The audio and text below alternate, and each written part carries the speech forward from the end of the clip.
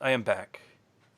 Oh, that was quick. It looks like it's stupid Skype. I mean, Ben knows as often as I have to restart Skype for whatever reasons, and something doesn't work. Like it's just always a problem.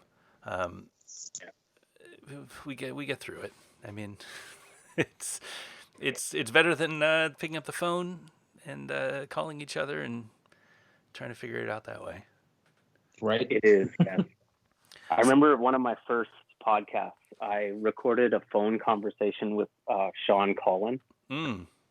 Oh, wow. I think I recorded it with my phone off of the phone. Oh, man. How would that work? What do you mean? Like I had like a call recorder on app on my phone, and I just recorded. How did it work? I think I had him on speaker. Oh my god! And so I just recorded the room, and it didn't. It actually turned out not that bad. It wasn't terrible. Like it had a charm to it because you could kind of tell that it was like over the phone, and it kind of fit doing it with Sean C. Like. Yeah, that makes sense. Yeah. You guys, so you've done podcasts for years. Like, I mean, we've been doing it, how long, Ben? Like 3 years now? Yeah, just past 3 years. And this is episode 61. We're pretty good about it. Like, I think the longest we've gone is maybe 4 weeks, like if schedules don't line up properly. But we're pretty good about doing it every other week. Like that's our main consistent schedule. But I mean, we're only at episode 61. You guys, I mean, you've done not just you and Joey, but individually or as a team. What are you up to? Like 3,070 or something like that? No. I think Joey's last one was 274. Okay, 274. That's more realistic. 247. But yeah. I've really tapered back. Like I think I recorded my first one in 2011. And for a while I was like pretty hardcore. Like I would record quite a bit. I was pretty addicted to it. But in the last couple of years, I've kind of taken a hiatus. Like I think I've done like 1 or 2 in the last few years. Oh, we noticed. Yeah, I was gonna say it hasn't gone unchecked. I remember you did one about the family sessions that I thought was pretty interesting because I don't remember you doing them individually. You know, I didn't get into this until like I think I'm coming up on 4 years now, and anything that happened before then was really playing catch up. So I would subscribe from then, and like my recollection of what has happened started 4 years ago. So if you guys have been doing it for 247 episodes, that's like 240 episodes that I missed over the last 4 years, right? I mean, it's definitely, I would assume, I mean, we're pretty good about it because we do more of a news show than anything else. So there's always news in rollerblading. And every 2 weeks we can come up with something to talk about. Yours isn't as much news as it is like, I don't know. In a lot of ways, it's hard to explain what the Mushroom Blading podcast is. Like it's not an interview show. Yeah, it's pretty random. Yeah, it's. I mean, sometimes obviously news items come up. There's current events, but yeah, oftentimes it's very random, very like what's going on in the moment and conversations with people. Yeah, I started just wanting to talk to people. What are you up to? Like, wanting to talk by myself and to people. I wasn't talking enough in my life. And but the bad thing was, well, it's not bad. Like I used to drink pretty heavily when I would do podcasts. And that made for some entertaining moments, but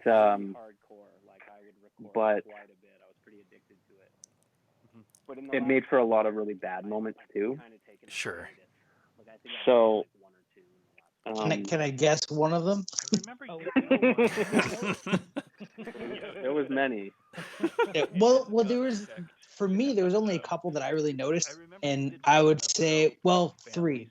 one of the Kevin Dowling podcasts where like actually I think it might have been Joey that said I have an assortment of strong Belgian beers within reach. And then there was the Haffy episode, but I think that was more like to kind of get the nerves a little bit. And then J-Baw. Like by the end of the J-Baw episode, you were feeling good for sure. Yeah, for But sure. they were good. I enjoyed them though. Those were three of my favorites. Nice. Yeah, I remember the Happy one specifically, just having a huge assortment of beverages sitting next to me while I did that one. It was just silly. But we're pretty good about it because we do more of a news show. Yeah, I'm glad to hear that you were entertained by them.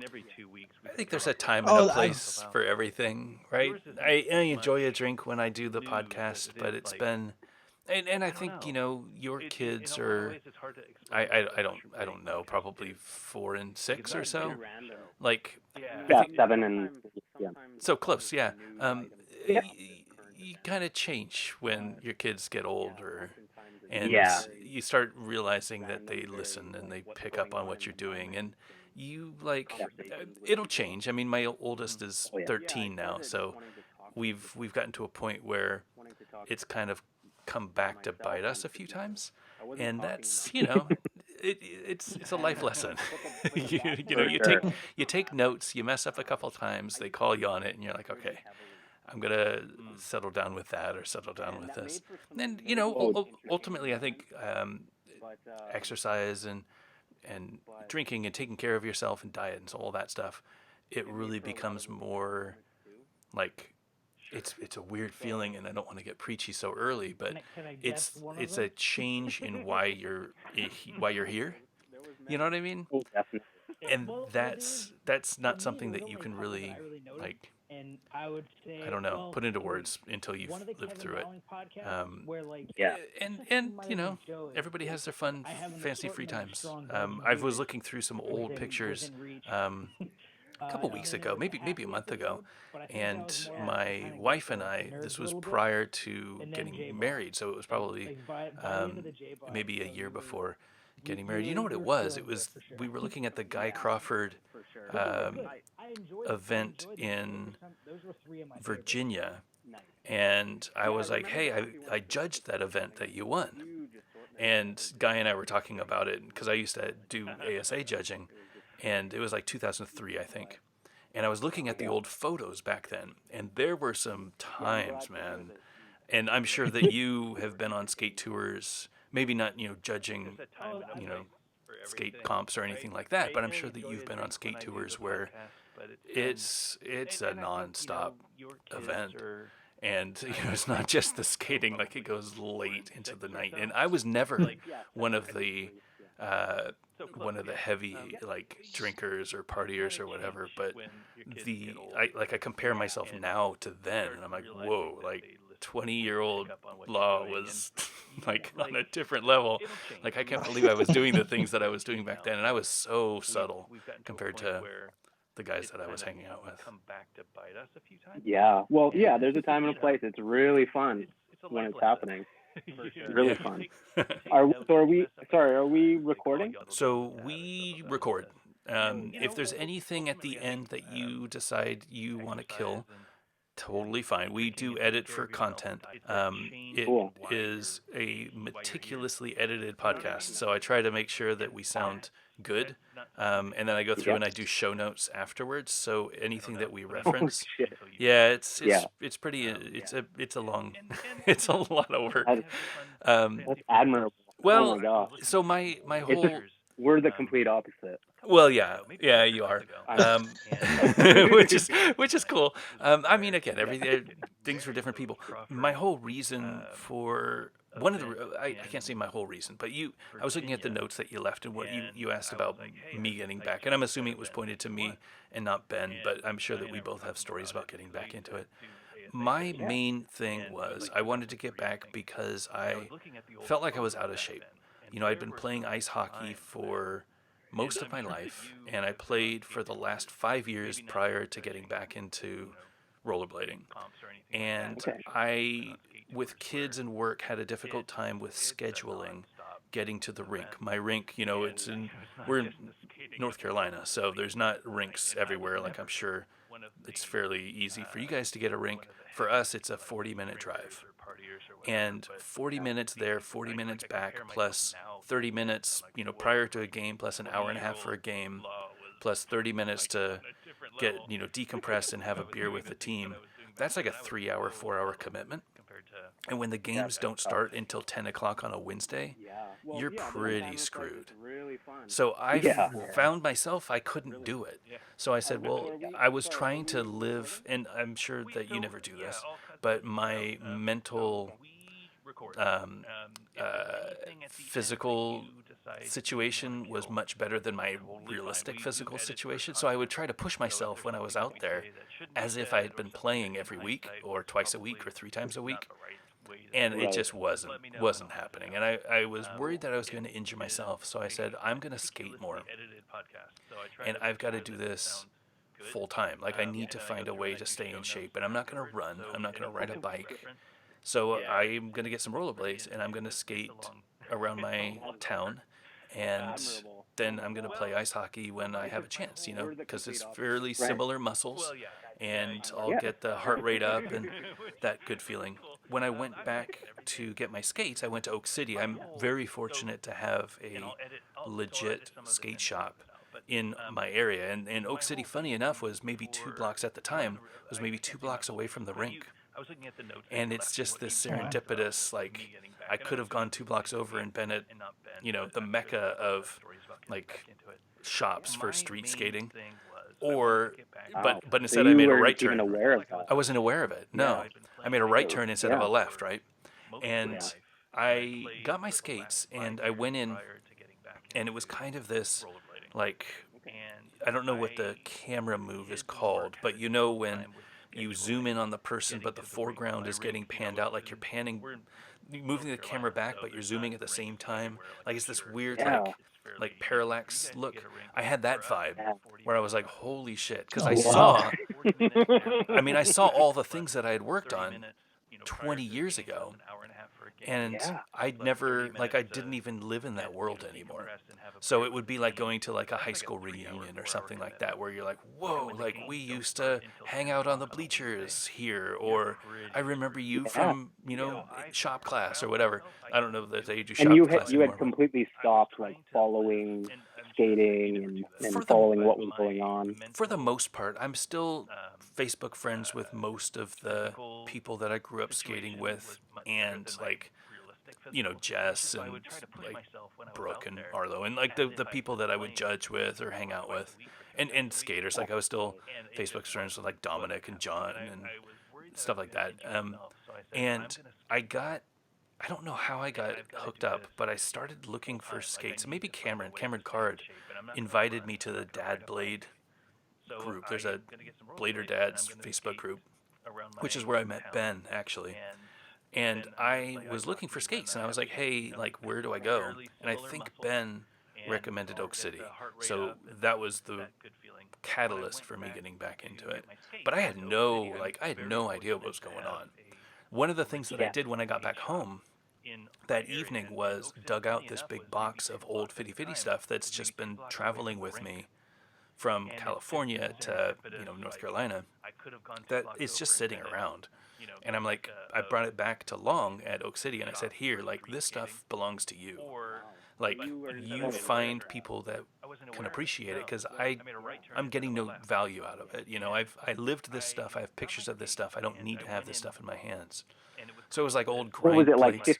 50-50, like, Yeah. okay, like Prototype stuff. frames? Yep, prototype stuff, grind plates, frames, T-shirts. I think I let Ben have first pick of the stuff, and then I was like, anything else, like, I'm just going to send over to Long. So at that same time, that's when I started the Back to Blading website, and I was like, I'm going to document all of the things that I remember, because there were probably a ton of stories that I lived through that never had been told. You know what I mean? because I had such a unique perspective, and I was like, I got to capture this somewhere. Like, how did UFS come around, and like, what was the beginning of aftermarket frames, and like, what was judging like in the ASA back in the boom? Like, there were so many stories that I had, and I was like, I got to capture this somewhere. And that's where the podcast came from. So it was Ben and I working together, Ben filling me in on the things that I didn't know, and me asking questions to get back to reality, like caught up on everything. Like, yeah, like what is going on? Exactly. And you also decided to reboot 50/50. Yeah, that was more from necessity than anything else. I got back into it, and I was skating 50/50 frames from the beginning. So I had a set of frames that I had brought back in my box that I was like, I'm going to hold these for myself and set these up with whatever UFS boots I can find. And I didn't know that UFS was still a thing. I didn't know that I was going to be able to find boots. Like, you search the internet, getting back to full circle where this comes from, the show notes, getting into blading back in 2017 or whatever was really difficult because you couldn't find anything. I mean, it was like you would do a Google search and you would see mushroom blading. You would see the rollerblade stuff with like Sven doing World Blader or whatever it was called. And that was really about it. Like, you could probably see Bill Stoppard and you're talking specifically about like video, like trying to find like recent and video or information, because I would go to info, BMAG, right? I would go to BMAG, but that was really dead when I got back, and there were a few people there. The board was still alive, but it wasn't like a hop and scene or anything. And I left. Not like it was. No, definitely. I left before Roller News started, so I didn't really know about Roller News and what that was all about. And then it was just Facebook. So it was like, well, how do you find things? Like, you do a Google search for things, and it's really hard to find things. So I was like, well, why don't we do this podcast, and I'll just make notes. And in a previous life, I did search engine optimization. So I was like, well, if I use smart keywords and Google finds the show notes, like, they'll be able to use that information for other people to see what we're talking about. Like, if you do a search for Chris Haffey's 666 rail, you'll be able to find it because we linked to it once, or somebody, like, it helps, you know what I mean? It helps people find things. Yeah, for sure. So that's why I sweat the details for the show notes. It's so much easier if there's a way, like a beacon, for people to find stuff. Sure. But it takes a lot of time. I mean, that's the thing. Yeah, it's analog. Especially when Joey's on. Well, Joey, there's. I think he has the longest show notes. I don't. Mine has the longest show notes. Right. Not very well documented, but they're there somewhere. A pile of papers on a desk. There's probably a big bin of things, of all of the wheels that he's ever skated. I mean, it was like Google search, and you would see mushroom blading. Anyway, so yeah, I do that. So anyway, the show notes, just again to help people find stuff. For sure, that's a great idea. Yeah, makes a lot of sense. It's trying to scratch my own itch. Like, when I was getting back into it, I didn't have that, and that's why I started the vlog, because it was like, well, all of these people are really good, and I'm not. And I have nobody to look at, because nobody around me skates. Like, I don't know of anybody skating around here. Like, now I do, obviously, but at the time I was like, I'm the only one. And I didn't really know how to find people on Instagram. So I was like, all right, I'm going to document it.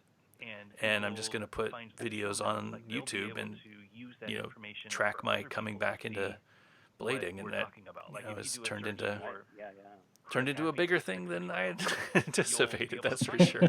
Yeah. Well, you have a very interesting perspective because you were so involved back in the day, and you have all that knowledge, right? But then you left. For how long was it?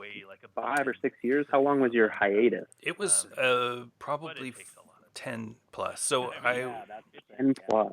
I was I'm trying to think back pictures. So I was with my wife in Virginia in 2003.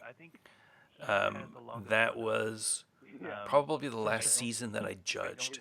So that was like X Games and ASA comps and maybe Brazil. Like I did Brazil twice, and then I did X Games once. I did Gravity Games once, and then I did a lot of ASA comps.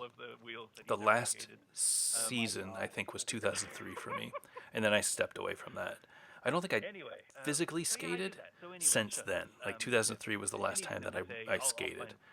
Wow. 2004 and 2005 is when we started designing the core frame, and then I think the final core frame came out in 2006 or so. So that was like when I took a step away from skating altogether. Like that's when I walked away from Fitty Fitty, and the timing has gotten more clear since I've spoken about it more. I thought that 2005 was when I left and we closed up shop, but really like the core frames didn't come out until like 2007 or so. The original ones came out 2005, the freestyle ones, and then the four-wheel balance core frames were like 2007. So that's kind of when I took a step back. I never skated those frames. I never skated any of the core system frames. I designed them, but I was so past skating, like I didn't have any desire to skate them. And I came back 2016, I think, end of 2016. So, I mean, 10 years, 10 plus years. Good break. Interesting. Now you've been going. And your kind of your urge, your desires. I'm sorry, No worries. I'll stop talking about you soon. But I was gonna say, who's in charge here? Very, you have an interesting perspective. Like, I'll tell you, I fell in love with you when I saw that video when you hurt your back just putting on your skates, and I was like, I love this guy. Because nobody would like put that out. Like nobody that's in rollerblading right now would. People have way too much pride. There's too much ego in skating. Like nobody would make an edit of that, of them hurting their back, like putting on their skates. I was like, this guy's on another level. Like this is great. Like he's very like outside of what, like trying to be cool or trying to be, anything. Just so honest. I was just like, wow, like that really impressed me. That was so cool. I appreciate that. Yeah, it's an interesting perspective that you have, your whole story of, being so heavily involved and then nothing for 10 years and then coming back to blading. And it's very unique. So that's what makes everything, all the back to blading stuff, very interesting. I appreciate that. I've heard an interesting space in skating. It is. It's again something that I don't think anybody has. And like you look at other YouTubers or you look at other companies, and there's a very interesting, like unique mix that I have. And again, not to dwell on it, but the fact that I had that history and I remember all of this like old industry lore, right? And that I still skate, and that I'm trying to keep skating, but I'm old enough that I don't give a fuck what people think. That's a very rare mix. You know what I mean? It's an awesome mix. That's a great mix of things. Frank Stoner calls me everyone's favorite uncle. Yeah. Which I totally get. Like, it's like, like I could hang out and have a beer with that dude and go skate and not feel like I have to impress him, and not feel like he's going to judge me. It's like, sure, let's just go skate. Sure. Like, that's a cool soul grind. Do your thing. And skating is very, we're really masculine. We try really hard. I mean, it's great. I love skating. But we are very competitive. We are very, ego driven. Mm-hmm. I guess not so. It's getting less and less. Like I'm almost 40. Like when me and Joey go skate, it's not that ego driven. But just in general, like it's very competitive, and you would feel like you want to impress your peers and things like that. But you have a very job. I don't get to skate with people very often. The timing, and I'm sure that you struggle with it as well, but like family time is more important. And I did commit that I'm going to skate every week, and that's like a commitment to myself. But also, like, now I have, people looking for a video every week, so I'm like, okay, I've got to feed the beast, right? Um, Careful which with those commitments. I was gonna say, I'm sure you know nothing about. Um, but it's a good motivation. Like, and I feel like going out and having that, like, physically, I feel better because I'm able to skate every week. And having that camera, skating by myself, like, I can take as long as I want to do something, or I can rush through it as quickly as I can. But I always have somebody skating with me. I have my camera, and I can always speak to it because I know that people, thousands of people are going to see this. So I'm like, I've got to follow through. Like, I've got to do the trick that I'm set to do. Like, I've started this thing with my videos that I call 3 goals. So every video I start out with 3 like goals for myself for the session, and it could be a repeat, Yeah, like, that's a just good idea. because you need a story, right? And you need like a refinement. It could be a refinement of a trick. It could be challenging myself to do something new, or just like feeling something out, new obstacle or whatever. And Yeah, that's a great like scaffolding for the session. precisely. And I know that I Awesome. have to commit to that. So I always, like, I don't want to let myself down. I don't want to let the viewers down.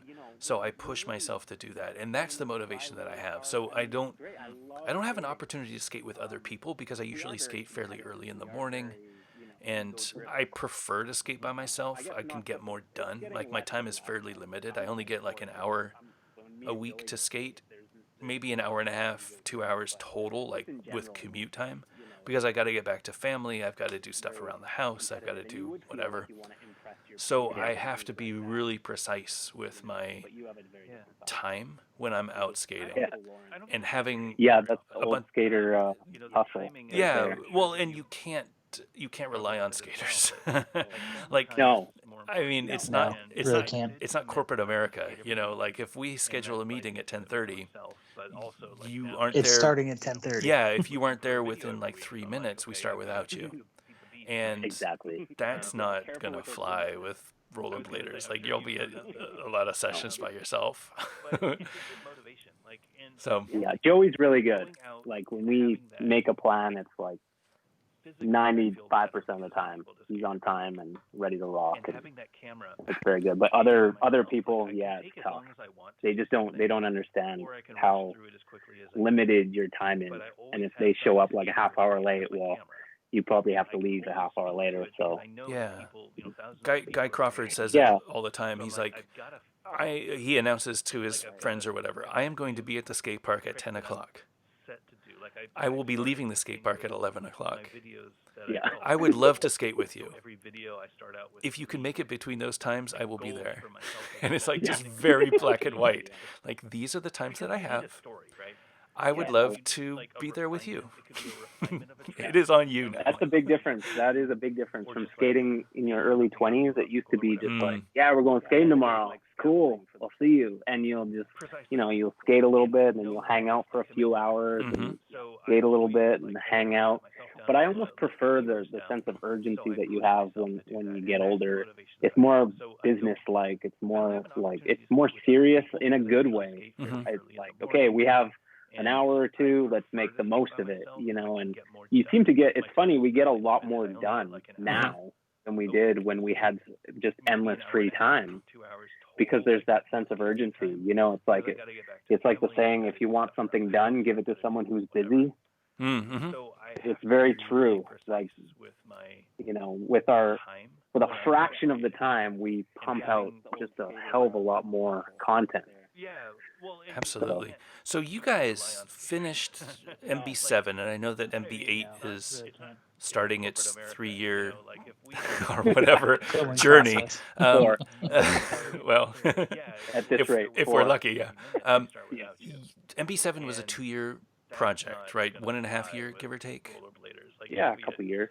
It was very different than what you had done in the past, and I wanted to talk a little bit about that, because that is in my eyes, epitome of like planning everything out. And it's like, we are going to have this many weeks to do something, and we're going to have this amount of time during these weeks. and these are the tricks. Like, how many tricks can we get in? And it's like, where can we get the tricks? And it's like, let's make a big, I'm assuming, right? Let's make a big list Yeah. of all of the tricks. And it's like, okay, what are the overlaps? When can we get these done? You know what I mean? Like, what is the process for the two of you to stay organized on that? Like, do you have a assistant that helps you with with your scheduling? Like a Well, project manager? it's sort of like what you described, but less organized and less structured. So we definitely have, like, I'm always scouting spots, Mhm. and Joey knows a lot of spots. So we'll kind of write a list of the locations that we want to hit. And then Joey, on his end, he'll kind of brainstorm trick ideas, Mhm. general trick ideas, and trick ideas that are specific to a spot. And I'll do the same thing. We both kind of keep a lot of notes. And when we go to a session, say we'll plan to skate a certain spot, we usually both show up with a list of tricks that we want to do at that spot. And we usually, I won't speak for Joey, but usually on my end, I'll usually get maybe one of the tricks that I write down, maybe two, because they'll be just way too ambitious. Mm-hmm. And then I'll just settle for other things. Mm. So we don't think of like everything that we're gonna do throughout the course of the 2 years. It's kind of just we go out. We take it one session at a time. And just kind of do our best on that night. And we have a lot of sessions where we'll skate hard and we'll film for 2 or 3 hours, and we won't use anything from that session. And that happens consistently, and it's not a failure. It's just the way it goes. It's just like you just accept that. Like sometimes you have kind of skill building sessions, or sometimes the lighting isn't very good, or the clothes that you wore weren't very exciting. Mm-hmm. Or there's all sorts. You had the wrong pants on. Yeah, you had the wrong pants on. The wrong pants choice, that'll ruin you. And and it used to really irk me when that happened, when I had a bad session. But now I just accept it. It happens. And it's part of the process, right?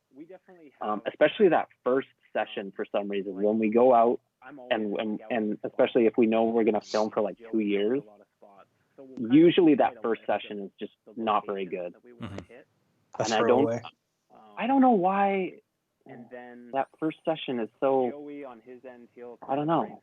It's always a throwaway session. It takes a while to get in a groove. I guess you get in a groove where, I don't know, you have all this stuff that you've done behind you, and you feel like you're going in a direction. That's kind of what happens, like, because we talk a lot while we're skating, and we'll talk a lot about what we want the video to be and what we want to accomplish. And throughout that process, kind of a vibe comes to life, and a certain thing that we're going for, and maybe ideas for certain sections. And someone will do a trick, and it'll inspire a whole section of a certain vibe, of a certain like, oh my God, that thing that you just did, it has to be in slow motion or something. And we should have like a whole section of tricks that are in slow motion. Things like that. So it's like, I guess there's more that goes into it than just the skating and the sessions. It's like we're constantly texting just throughout the week, little ideas, and Joey will send me songs, and I'll just send ideas for things that we should do while we're skating. And I'm so addicted to the whole process. Like, it's just so much fun to have like a creative outlet. Mm-hmm. And I'm just so lucky to like be friends with Joey, because he's just a wizard when it comes to editing and filming, and he makes all of this possible for me. And I just like, it's very inspiring for me, because I know that he's gonna create like a really good product at the end. Sure. And so it's motivation to push myself as hard as I can, you know. And I love the fact that like we're both kind of on board. We both talk about how we want to continue to make videos for another 20 years. I mean, why wouldn't we? It's so much fun. Mm-hmm. We both love to do it, and it's just a great motivation to stay healthy and to, you know, stay positive and all of those things. It's just a perfect kind of the perfect activity. You know, it's got it all. It's athletic. It's creative. And it's something to look forward to. Like, I think we have that family grind where it's get the kids up, go to work, come home, do the chores, make dinner, and then it's like repeat. And it's like, this is something that you can look forward to. Like, we have the Slack where it's like we chat, you know, throughout the day, just randomly stuff, and nobody at work skates. Like, I don't have any interaction with any other skaters throughout the week aside from like online. And we're all talking about the same thing. Like, even though, you know, we all have our different jobs and we're doing different things, like there's this secret society that meets up on Thursday nights or whatever, and you know, we come together at our, you know, whatever local skate park and do our thing, and then we disperse into the night. And it's like you look forward to that throughout the week, and you're like, oh, I got new wheels, I'm going to set them up tonight, I'm so excited. And it's like that thing that just keeps driving you like towards the next day. So true. So true. Like, I feel so much better when I have like a session to look forward to. Mm-hmm. When I know that like I'm skating on a certain day, like I think about that day, and we're very lucky to have something like that. I couldn't imagine just living this grind and not having that thing. I mean, for a lot of people, it's just going out to the club or going to the pub with your buddies and having some pints. And like, I don't know, this is just, I love doing, this is a lot healthier. And it's a lot more, like, it keeps you in check. It keeps you in line. And like, I want to be at my best come Friday night when I get to skate. Like, I want to be hydrated, and I don't want to be drinking too much. And like, you know, I want to be ready. So it's something to get ready for. It's something to be at my best for. It's like, I'm a big UFC fan. Okay. And for them, you know, they have fights and they go into camp and they're preparing for this thing. And because of that, you know, they eat right, they do all the right things, they get enough sleep, and they work out, they train, they have this thing to focus on. And that I draw parallels between that and skating. It's like, that's, for me, that's my fight that's coming up, is the next skate session. And like, when I can't go for a couple weeks, I'm at home, I'm training, you know, I'm trying to get ready for it, you know, in whatever way that I can. So having that as a goal, having that thing to keep me pushing myself, I don't take that for granted. A lot of people do not have that. Right. You look forward to that. You know, it's very special to me. I think a lot of people work out and struggle with working out because they don't have the reason to work out. Yeah. You know, or diet. Why are you to look good? Right. Like, shit. I'm married. Yeah, exactly. Like, what am I going to do? There's no point. Yeah. Well, I mean, some wives and husbands would disagree, but like, there's less motivation. But if I knew that working my, you know, losing weight and doing, you know, some squats or lunges or whatever would give me a few more inches of jump, like vertical leap, like I could get on stuff that I could normally not, or I can, you know, skate mini a lot longer because I'm in shape. Like, it's interesting. It's just gonna feel better, make it more fun for yourself. Most rollerbladers are really strong in the lower half. You seem like you work out more of your body, like not just your legs. It's really weird. Like, I don't know I don't know if that's just you. Like a Brian Aragon, sort of strong in the upper body as well. Do you do UFC as well, or is it? No. This is when we find out that Todd started Yeah. Are an you? underground fight club Are where he you? beats people with old I'm frames. actually, yeah.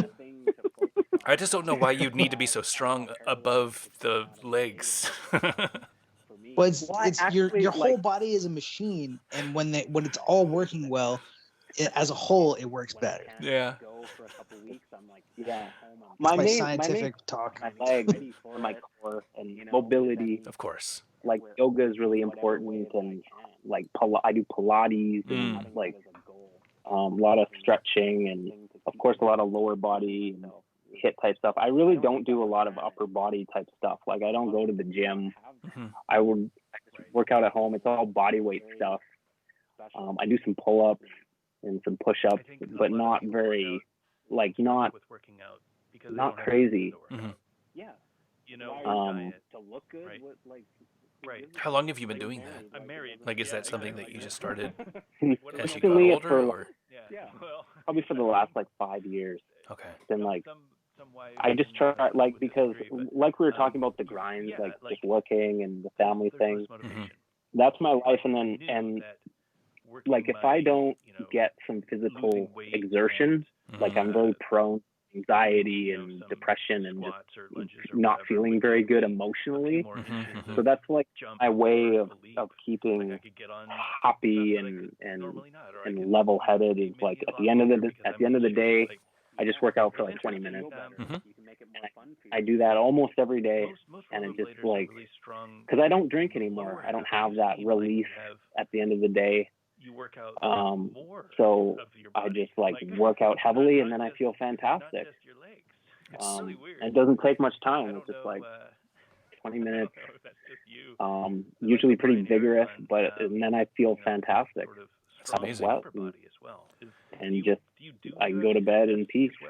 And if I didn't do that, I just wouldn't feel as calm. And I'll bet you injure yourself less because your body is ready for the weird angles and tweaks that skating can throw at you. Like you can adjust, Yeah. And it's, because I think mobility is really important. Like you can train your mobility, right? Mm-hmm. With different things. And then, you will be less injury prone because your body can move in a certain way. So if it moves in a weird way by accident, well, you've been moving that way, when you've been doing weird workouts or whatever. So it's not flare up.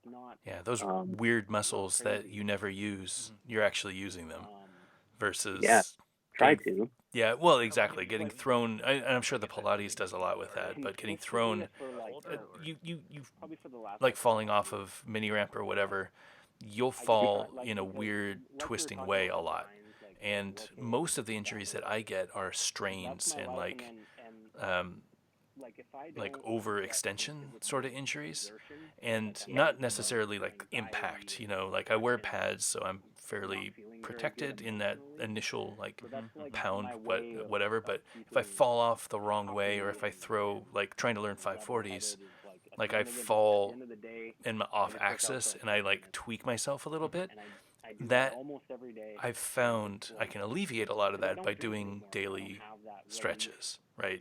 So I make that like the back, throwing my back out, the daily like repeated stretching every morning, do the same routine, takes a few minutes, but it's like get your body used to moving in weird ways. Because if you don't, especially if it's cold outside and you're skating and you get thrown in the wrong direction, it's going to seize up, Yeah, and it's no fun. No, I don't recommend it. And I'll bet you. Yeah, I always say, like, I would rather be really fit and healthy and have a shitty pair of skates than have like a really ballin' setup and be totally broken and have no energy and so Yeah, it's important. It makes the whole experience a lot more fun and more enjoyable. You're like souping up the roller coaster. You're adding some loops and Totally. different things that the roller coaster can do. And definitely, like, I could definitely do more. I want to try to push it and do more. And I'm always looking into new ways, new methods. How often are you able to skate now?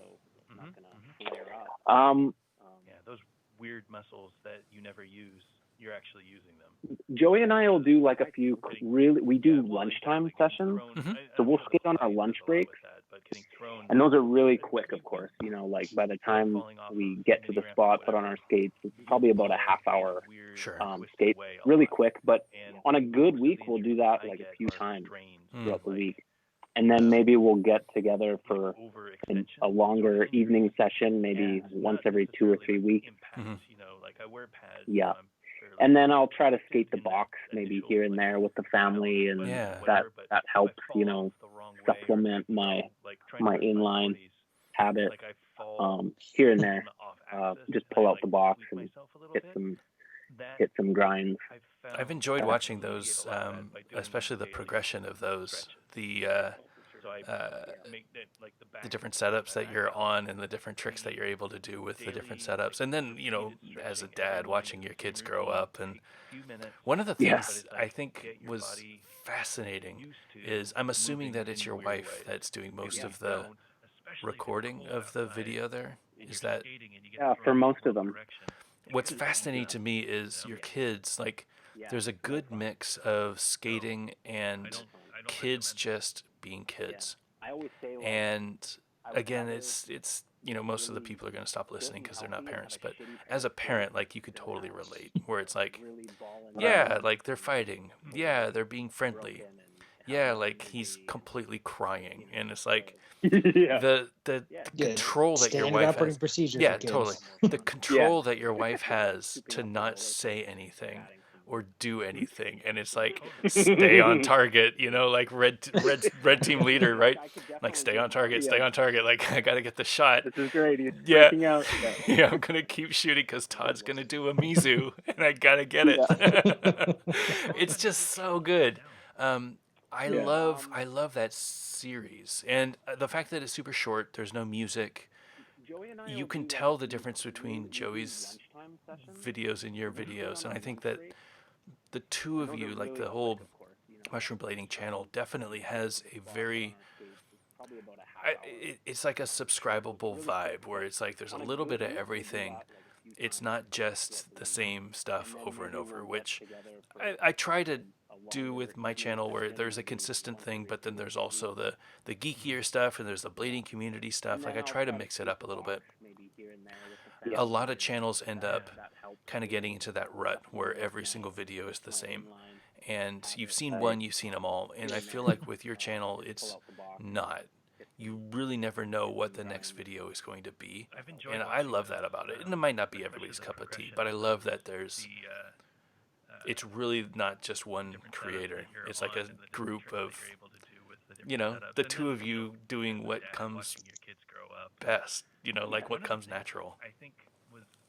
Right. Yeah. Thank you. Yeah.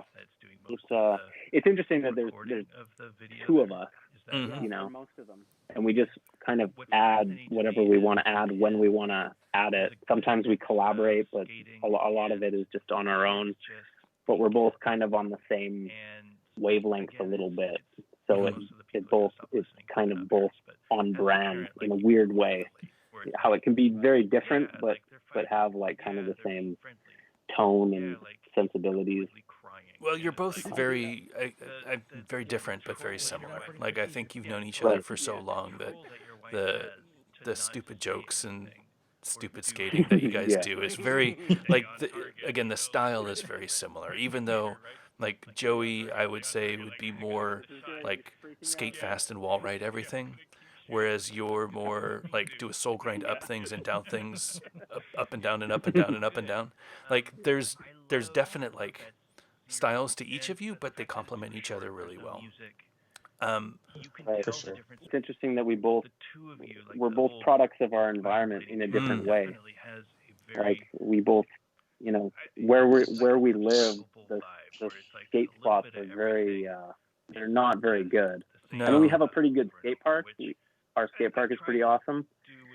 But in terms of street skating, like it's very raw, a lot of bad ground and not very traditional, like no nice ledge spots. Like I don't even think we have a nice like street ledge anymore, or nice rails or anything like that. But yeah, we're both products of that. Do you think that's why you guys started big wheel blading so early? For sure.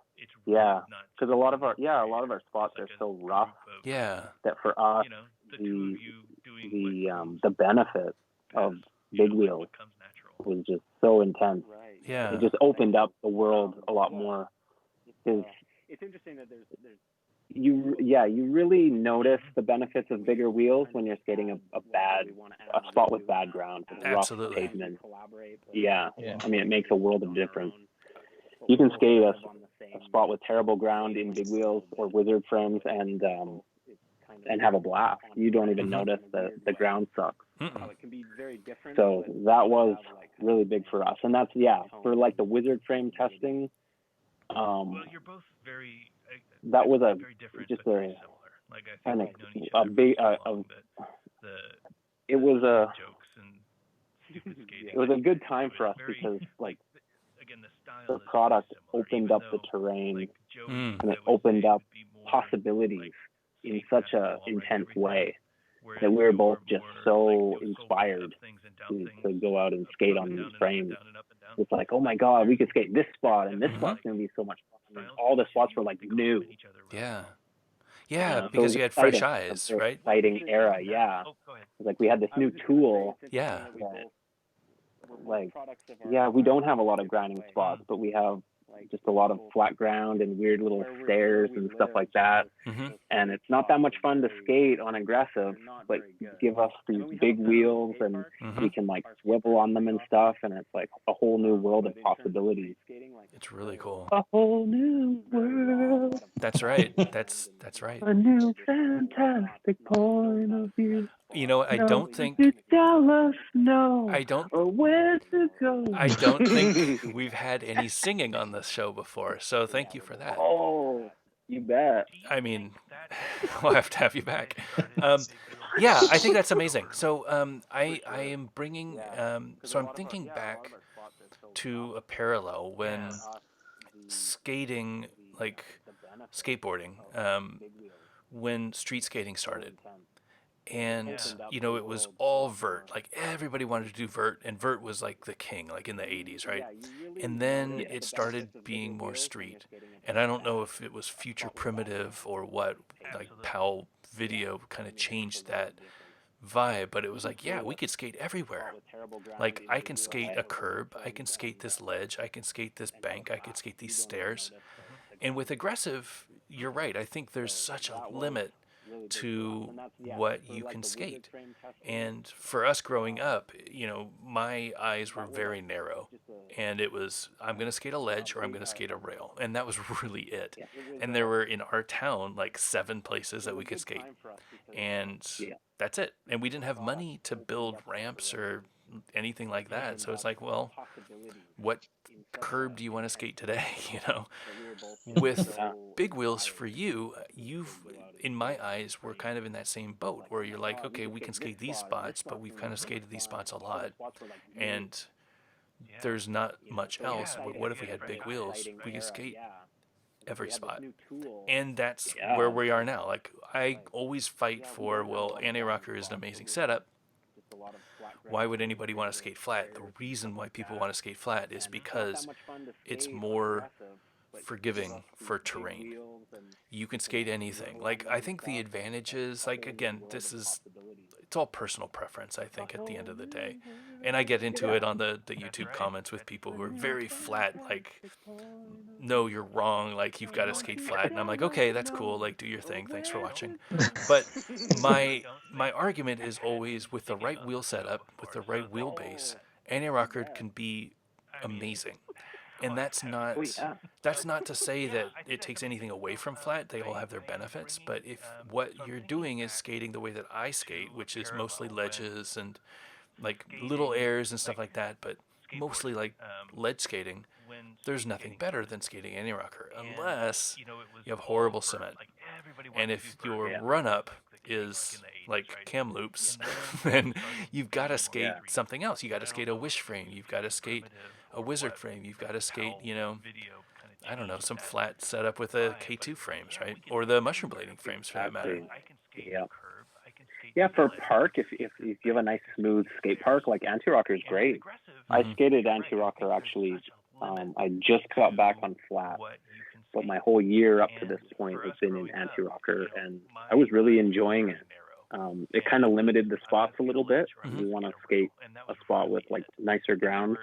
We skated a lot of park, but it was really fun. I really enjoyed it. I think that I was developing like some knee problems. I blame the anti-rocker because like one of my knees was it's really bugging me, and as soon as I switched to flat, I swear it just started feeling so much better, and it's been feeling like it hasn't bugged me at all. I don't doubt that for a minute. Yeah. I think anti-rocker is and I think, but worse. I also think like I'm so used to skating flat or big wheels. Like I hadn't skated anti in a solid decade before this year, so I don't think I was conditioned to it, and I think I probably picked up some bad habits. They are bad habits from flat. In terms of like I've talked about it a lot with Joey, like kind of moving or kind of trying to turn in a way that doesn't work as well in anti-rocker. Turning in a way that I would in flat rocker, but if you're an anti-rocker, you're kind of just going to stick a little bit, and your knee is going to slightly twist and strain. Totally. Does that make sense? And I think that's what was happening to me, and it was starting to really hinder my skate experience because skating, it was just always hurting my knee.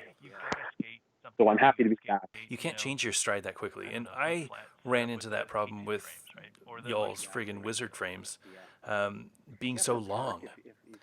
Because my background is in ice hockey and we have such short blades, when I'm doing crossovers, especially backwards, my crossover is really fast.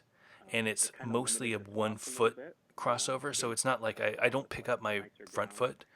It's the back foot is just pushing, and I do that with wizard frames, and I clip, and I just eat shit, and I could not tell myself not to do that because like I have to retrain 30 years of ice skating in order to skate this one setup that I don't skate often enough to do. I think that's exactly it. I think that your body is used to a flat setup. So the way that you skate is putting strain on the muscles that you wouldn't necessarily use if you were skating flat because you have that pivot point. But because you don't, you're skating anti-rocker and it's like having to fight it. It totally makes sense. I was thinking that it was the pavement, like skating anti-rocker and the vibrations or the roughness and it could be that too. It could be a bit of that as well. Definitely more vibrations and impact on landings even. Yeah.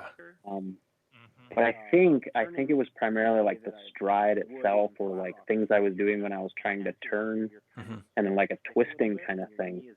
I'm not sure though. This is all speculation. But I do like it was notable how quickly my knee pain went away as soon as I put on flat. And I should say, not even flat. Like I've been skating rocker for all this time. Like not even flat. Like my wish, I always say Oisy. my wish frame. You sound like Shredpool.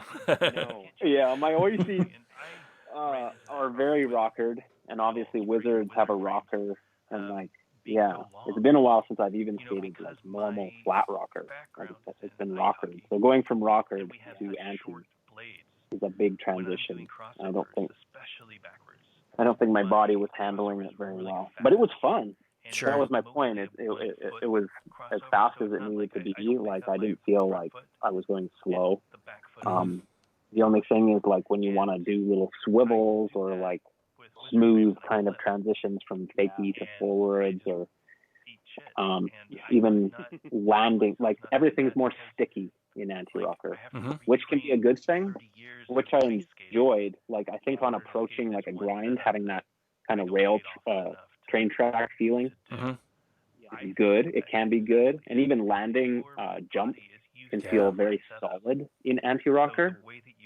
But you have to be careful with it, because if you're kind of twisting, you can hurt yourself a little bit. It's not as ergonomic, I don't think, as rocker. What was your setup before Wish? So I know that you were on Wish most of last year, and you've been doing Wizards. Do you prefer the 100s or the 110s or the 90s? I've never skated the 110. Okay. I kind of go back between the 100s and the 90s, and I like both depending on what I'm doing. I like the 90s. I find the 90s to be more versatile for street skating, just like jumps and airs. I like to be on the 90s. So if I'm doing a more kind of aggressive style of skating, I prefer the 90s. But if I'm doing just strictly flat ground, I like the 100s. Hundreds are a little bit more speed, a little bit more stability. Yeah. But I actually hurt myself with the 100s. Coming back to your clipping comment, I did we were actually going to film an edit because we have that wheel with undercover. We had just gotten that, and we were going to film an edit for the wheel, and we were at the skate park early in the morning, and I was just warming up, and I did a pretty big tabletop jump, and I did abstract, and in the air, my feet kind of caught up a little bit on the frames. Ooh. And I was able to get out of it and get my legs apart for the landing, but I think I pushed my legs apart and just landed in like a weird way, and fell and like pulled like something in my knee, and it was just one of those falls where I was just like, oh, like, yeah, I'm done, like done for the day. Like, there's no continuing on. I didn't tear anything, but I was kind of not 100% for a few months after that one. Get the ice pack on, the swelling and all that. Yeah. Could have been a lot worse. Not a good feeling. Also, I think I may have slipped in goose poo on the landing, which did all of those factors. There was a lot of goose poo on the skate park that day. Is it Is it common? Is it common for geese to be up there? Like, that time of year. I know a lot of Canadian geese. I know up there, that. So yeah, we have geese everywhere down here, and it's usually spring where they hang out, and like, especially at my kids' school, they're assholes. Like, the geese just yell at you and they run after you, and it's these poor kids. I mean, thankfully nobody's gotten hurt, but the kids know to stay away from the geese. I actually hurt myself. We don't. Pretty friendly. They don't really. No, they don't. They're really friendly. They don't really attack. My kids are the ones that terrorize the geese. Okay. It's gotta show them who's boss. Yeah, I was gonna say. Exactly. So that was the wizard setup, and then Wish, and then Annie Rocker. What do you want now? I was on 50/50s when I was skating anti, and now I'm on the new medium Wish frame. Oh, nice. How do you like those? Have you had a chance to skate them? I'm really enjoying them. They feel amazing, because I skated the large Wish, and I feel like I like these better. Just with being a little bit shorter. I like that, and I don't feel much of a compromise for grinding. I haven't skated them on too many grinding objects. a few curbs and things, but they feel, especially going from anti-rocker to Wish, you would think that I would be more sensitive to sticking on grinds, but I haven't been sticking at all. They feel great, so yeah, so far I'm loving them. I liked them. I preferred the large Wish to the medium Wish, and I don't know what the reason is. I think the groove did it for me. Like, I don't feel as though there's much of a difference in length, and it might be because my foot is like a size 44, so I'm at the higher end where the large frame kind of fits in. And I know, Ben, you like a long frame to begin with, right? Yeah, for sure. So my experience was, at least with the medium Wish, that I ended up sticking a little bit on like back royales, and I didn't like that. Like, especially coming from an anti-rocker setup, I did not have that problem with the medium Wish, or with the large Wish, I should say. So I think it's just that single trick. Otherwise, I didn't see a huge difference between the two. I echo what you say with the shorter wheelbase. I prefer a shorter wheelbase. I think 260 is probably where I'd like to be, and I think the Wish that I have is a what did he do? 257 and 269. I think that's what he did.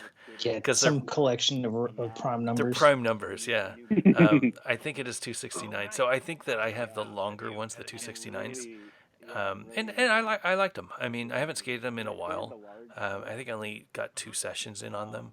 I do prefer the big ones. I think because the 72s are really like the monster truck of wheels, and being able to skate rougher terrain, the 72s really help with that. And if I had to pick between the two, that's what I would end up doing. But I'm stoked to hear that you're liking the mediums. Yeah, I would pick the large ones. But I'm stoked to hear that you like the mediums. I do. I think they're great. I'll need to do some more, like, I haven't skated them on the box yet, and that's kind of where I do a lot of variations of grinds. So it'll be interesting how they are for like back royales and different grinds. That's the one that I was most noticeable. Because when I do back royale, I do lean on the ledge a lot more, and those wheels hit. I think I was riding 50-50 58s. I think I was. Maybe I was riding dead 58s. I don't remember.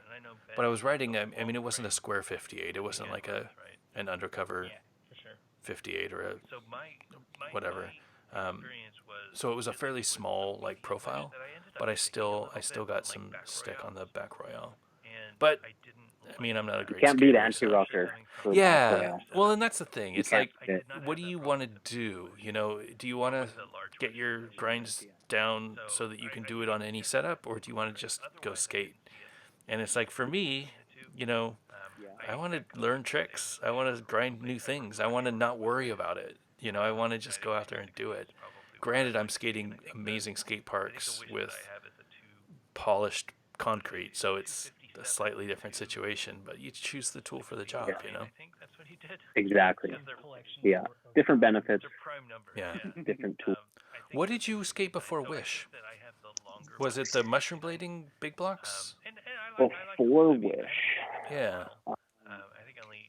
I remember there was a lot of Volo frames, Caltics. Yeah. A little bit of everything. I skated Caltics for a while. Yeah. And I did skate. I like the basic Volo frames.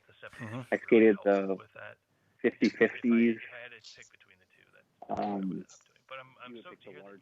For a while there, I thought I would only skate Wizards for the rest of my life. Yeah. For like a couple solid years. I remember Joey going for like during that time. Joey came back he went for an aggressive session in like aggressive skates, and I thought that was so weird. I was like, you went for an aggressive session? Like I didn't understand why he would do that. Yeah. That's where my mind was. We were so into Wizards that I was like, I honestly thought I might never skate aggressives again. because these just feel so damn good. I mean, you guys were But then, developing wizards. That's the thing. Like, right. it wasn't a thing back then. It was every day was something new. Every day you would invent a new trick or a new style of skating or a new, like, this had never been done before. That's exciting. The novelty was so high. Totally. Yeah, the novelty was so high. Yeah, and it was very inspiring. Yeah. It was just a big refresh. And so I guess mentally I had to be in that place where I was like, I don't need to ever skate aggressive. Like, this is so much fun. Of course, yeah. And then I guess the novelty wore off a little bit, or it leveled out. And then I started thinking about how fun aggressive skating was again. Mm-hmm. Exactly. And I went back to it. But yeah, it's funny to think about. It was a solid like 2 or 3 years where I thought, this is it for me. I mean, and your knees probably thanked you for that. Yeah, my body felt great skating. Like, that's the thing about them. They're so low impact. Mm-hmm. I mean, I think like having so much urethane under you and having the rocker, it's a lot better on your body. I think, like, I've been thinking maybe like when I turn 40, maybe I'll retire from aggressive and just become a wizard skater. Maybe. Because grinding is very abrasive. Yes. But it's so much fun too, though. It is so much fun. It's so much fun. I love it to death. But it's very abrasive. I was thinking about a fish brain. Okay? Yes, fish brain. Fish brain. There's no in any other sport activity. There's no body position that is similar to having all your weight on one leg, curved like that, all like on the side of your foot. I can't think of anything. Maybe like climbing, maybe like wall climbing. You would utilize like the outside of your foot like that. Like maybe ballet getting on toe, but maybe ballet, but yeah, on their don't toes. ballerinas like have the worst? Like older ballerinas are just decrepit feet. Disgusting like feet. Yeah, because they're all destroyed. But their feet are crazy strong, but they don't really go on the sides of their feet. They're on No. the spot. I can't think of another sport where there's anything close to like the position of a fish brain. No. But I think you'll run into like weird positions in wrestling, maybe, or maybe judo or jiu-jitsu. But even then, like, if you're in that position, you're not having a good time. Yeah, that's not something you practice. No. That might be like from the ground, like on your back, you might be curving your leg like that, or like you're on top of someone, but standing like that. Balancing. It's very weird. And then there's a lot of grinding positions, like a top acid. I don't know. There's like it's very unique. It's a very unique way to move your body. That I think we take for granted because we're so close to it. But like the idea for a normal, 30-year-old guy to put on a pair of skates and hit a top acid or a fish brain, like, it's so crazy. Well, even a soul grind, trying to teach how to do a soul grind. Like, if you look at it, the physics of it, you can easily put your soul on a ledge. But then how do you get that front foot there, right? The front foot doesn't turn that way. What you got to do is you got to bend that back knee so that you can open up that hip and pull it over so that you can get that foot over. Like, otherwise, like, how do you can't turn your foot like that? Like, that's not a normal position to be in. And I'm going to admit something right now. I can barely switch soul. Like, barely. It is extremely difficult for me. I've tried to figure it out. You would think after all these years I could figure that out, but my body just does not move that way. Like, I think I've done some weird things to my body. I've avoided a lot of switch. Like, I don't do any switch.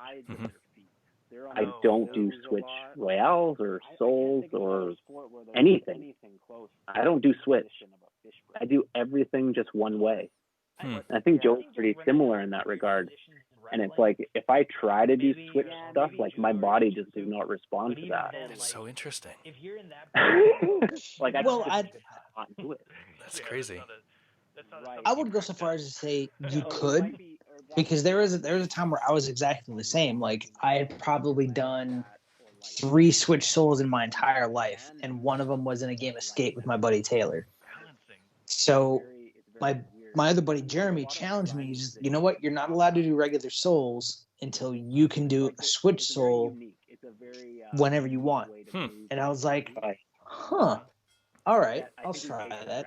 And so I went a solid like 3 sessions where I did no normal souls and only tried Switch Souls, and it still wasn't comfortable, but I got to where I could kind of do a Switch Top Soul, and I have one.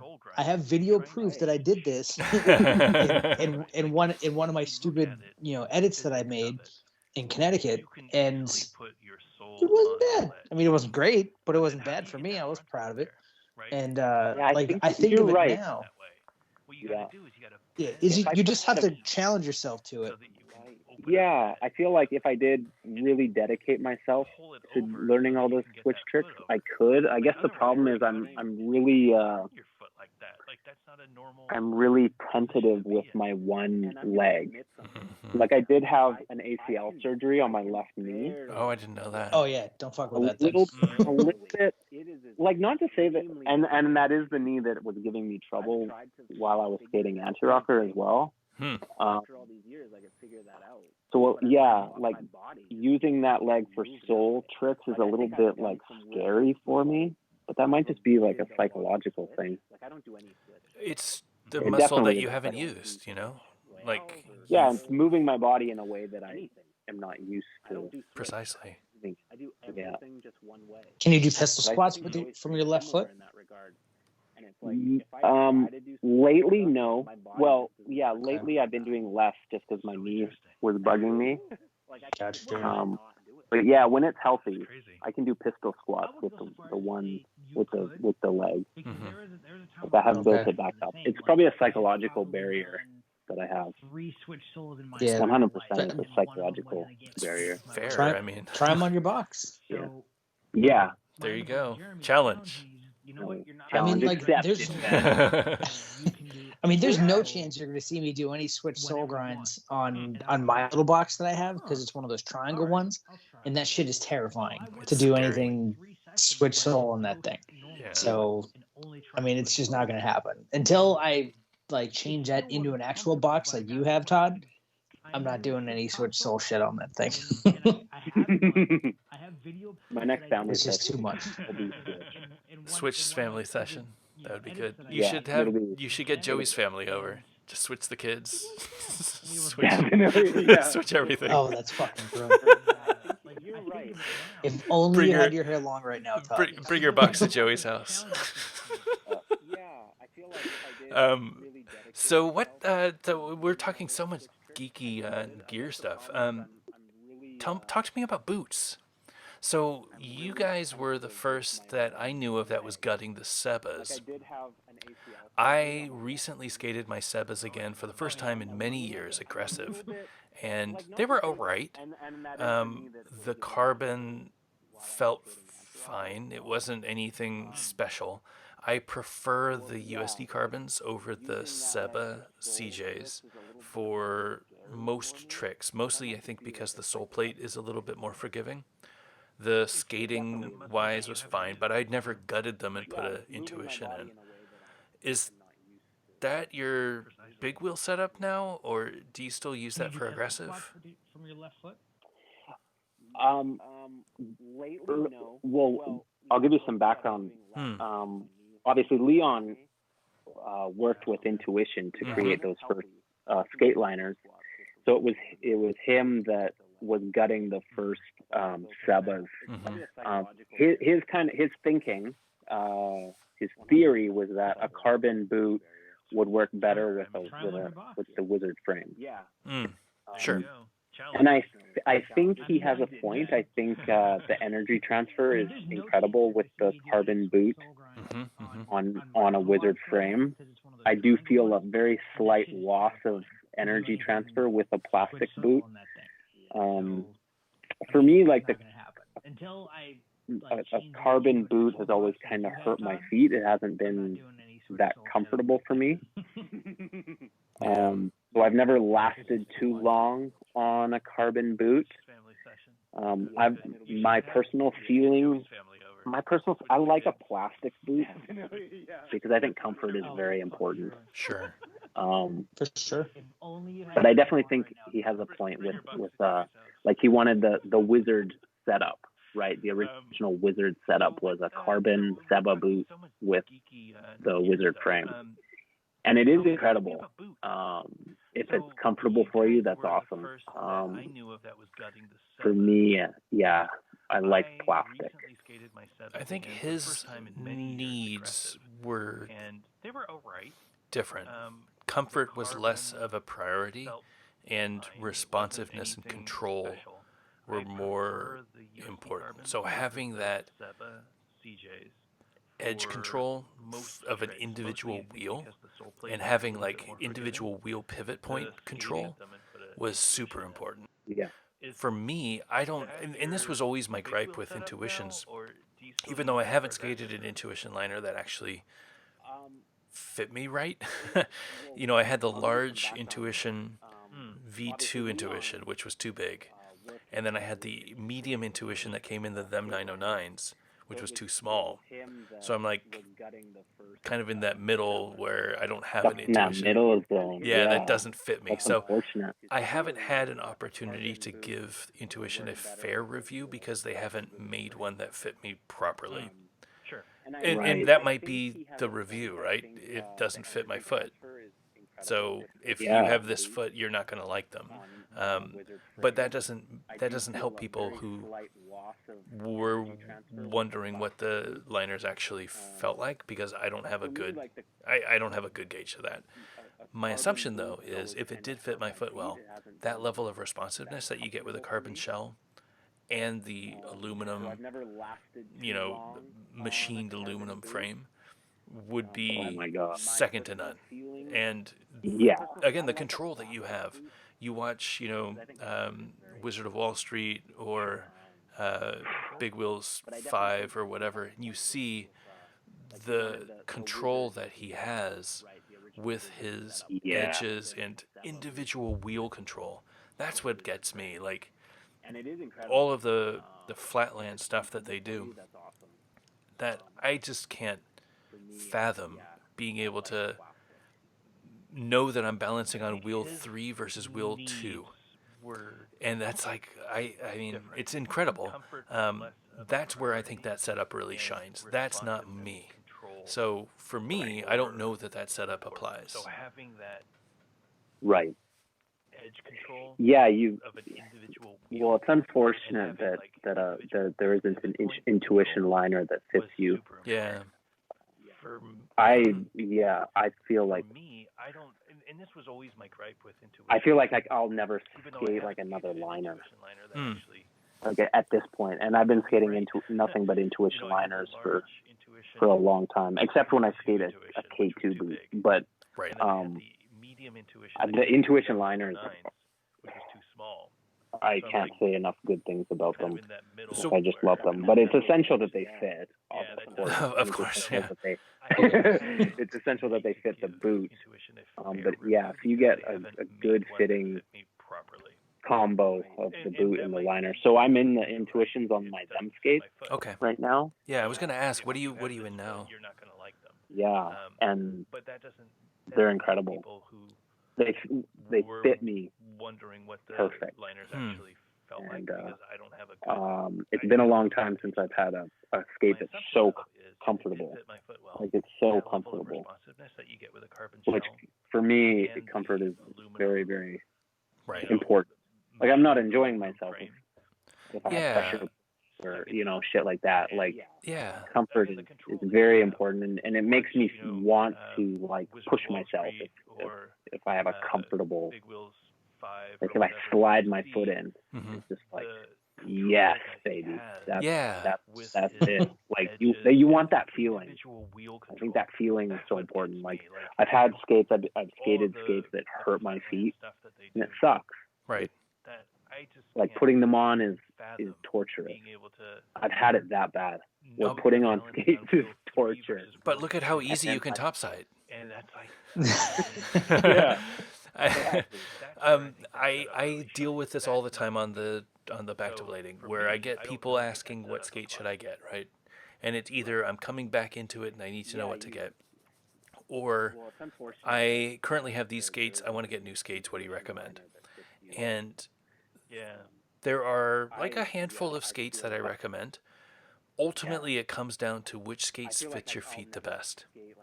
And it doesn't matter about the features or the look. It matters about the fit. Because if you don't enjoy skating the skates, you're not going to skate the skates. Doesn't matter what tricks you can unlock by having a fat sole plate or a squishy cuff. You can get those tricks because you're going to skate more, because you're going to love skating. And if you don't love skating, what's the point? Like, and that's a big problem because we need to have like physical shops that people can walk into and try on different skates. Absolutely. This is the huge like, you problem. can't just order something online. Oh, it looks cool. Yep.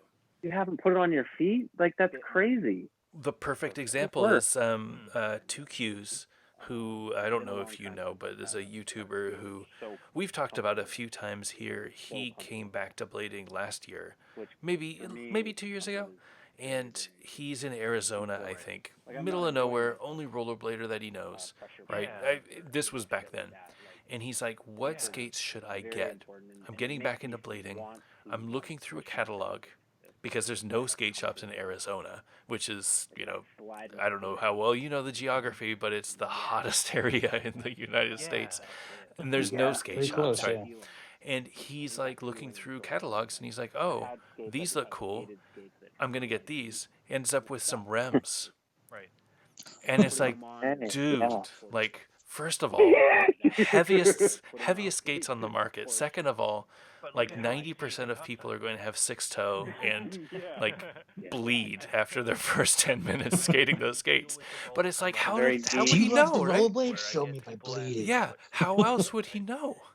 Because he looks at a picture and he's like, these are amazing. What's the weight? Nobody thinks to look at the weight. Like, what do you mean the weight? They're just skates. So he gets these skates, I feel like weight could be acceptable if they were really comfy. Sure, they're a little bit heavier. Absolutely. If they're comfy. You could make it work, but it's unnecessary. At this day and age, seriously, Todd, like, it's unnecessary to have heavy skates. Like, that's easily remedied. Good choice of words. I mean, I'm this whole topic drives me fucking crazy when people start talking about it on Blade Tech and whatnot. Heavy skates don't matter, because when it comes to the lightest skate that's out there, the Super Leggera, and then the heaviest skate that's out there was probably still a Shadow. It's really not that big of a deal. You're going to be able to jump just as high with both skates, unless you're trying to like do a topside porn on an obnoxiously tall ledge, which is the only thing that I ever challenged myself on when it came to my heavy skates or my light skates.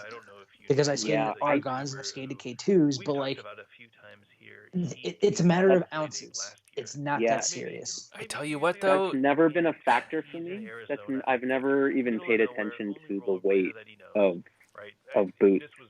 Like, I feel like a boot could be a little bit heavier, but if it's like designed well, if it's responsive, if it's comfortable, I'm not going to notice weight. I'm going to notice, like, if my foot is shifting around in the boot, that's going to bug me, or if I have a pressure point. But I'm never going to, I don't think I would ever be like, oh, these are so heavy. I've never had that thought. Maybe I've never skated You've never skated Rems. So, I've never. So here's some. I did skate Rems. I don't know if I've skated the Rems that he's talking about. I don't know how heavy these Rems in question are. So I had I had the Rems 2.5 H, whatever they're called, pure I don't know what they're called. Pure torture. The pure torturers, the PTs. The pure torture. So some comparisons, right? So an Adapt Stealth, which is the carbon shell, which is actually heavier than my my USD carbon, was 1292 grams, 1,292 grams. A Razor's SL was 1330 grams. Any guesses how much the REMS 2. Because I have all the skates and I weigh them. Any guesses how heavy the REMS 2.5 is? So 1292, 1330. What do you think the REMS 2.5 is? Boot only. These are boot only, no frames. Boot only 15. So 1766. So it is as heavy as a USD Aeon 72 complete with wheels and bearings. That is a heavy freaking skate. And it sure as hell is going to make a difference when you're trying to jump up on something, because like I don't have that leg strength that I'm used to lugging around these heavy, like, what do they do back in the mobster days when they throw somebody over to sleep with the fishes? You know, they put the cement blocks on my feet, right? It feels like I'm walking Maybe around you with should these skate crazy... them like for training. Like if you skated them, your legs would just be with like Arnold Schwarzenegger. Well, with hockey, you used to put, like, we would do rollerblading and we would wrap the little weights around your ankles. It messes up your stride, but it sure feels amazing when you take them off, right? Yeah, we do the same thing in baseball with the weight on the bat. Yeah, exactly. Swing that around and then you take it off and it feels so light. Whoa, I could jump so high now that I got rid of these heavy skates. I don't know. Yeah, that almost sounds like a defect of some sort. Why would they be so heavy? What's in them? Yeah, well, there's a second sole plate on top of the old sole plate. It's a really horrible design. There's multiple layers of material. I mean, a skinned boot is going to be heavier than a plastic boot to begin with, and they have a lot of skins on there. And then there's a sole plate on top of the sole plate. It's really something to. It's like the yeah, it's like the 2.5 is the 1.0 plus 1.5 REMs on top of it. It's really, I mean, it's amazing what they've done. You can see the UFS mount. If you look at the sole plate, you can see the UFS mount underneath the sole plate. Like, the sole mounts flat. You know how the UFS has two nubs? You can see the nubs underneath the sole plate. The sole plate is completely flat. It's like they put a sole plate on top of the UFS nubs. It's a very... My point is, enough ragging on the REMs, right? My point is that... no, they got that idea from the Genesis. Because the Genesis started out as just a boot. Did it really? Yeah, and it had a shitty sole because it was a big, flat, super wide platform you would mount the soles to, or the frames to, and it just flexed like crazy. So they were just like, well, we need to engineer something to make it so people's frames and boots don't snap. So let's slap another sole on the sole. Oh my god! And that's what they did. I mean, it worked. How many Shimas did Shima get from the Genesis line? I mean, I'm sure they sold 4 through 7. They sold amazing. It's so funny because the SL is such an amazing skate. So it's like it really is. The SL is perfect. It's the low skate. Like, it mounts super low. It's one of the lighter skates out there, but it still has replaceable sole plates and everything. It's a super solid skate. But yeah, I feel for TQs getting back into it, or anybody getting back into it who doesn't have a skate shop local that they can put their foot in, that they can feel. That's a huge problem. Yeah, a huge problem. I feel like that's going to change. So, we have talked about the boom a few times. The last 6 months or 4 months, I guess, of the industry has been nothing but up. My Fitty Fitty and Compass has never been busier. Like, I finally, like, today is, well, I did ship a package. I shipped a package to you. But and I have an order in the queue for tomorrow. But I've gone 3 or 4 months without having a day without orders. Like, every single day there's an order. Either it's from a shop or it's from a direct customer. And that's unheard of. That's definitely not how it was this time last year, let alone this time or 6 months ago. With these new shops opening up, like we're opening up new shops, they are either previously quad focused shops or they're skateboard / sporting goods shops that want to open up some inline stuff. There's a serious momentum coming towards carrying rollerblading stuff. And I look at with the YouTube, I look at my analytics pretty heavily.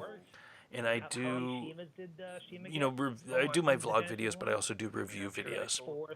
Some of my most popular videos are the big wheels that I've reviewed, and most of them being the inexpensive one, like the Powerslide Zoom or the Blade Runner XT, which are, $200, sub $200 skates. The views that I get for those have really well illustrated how the boom is going.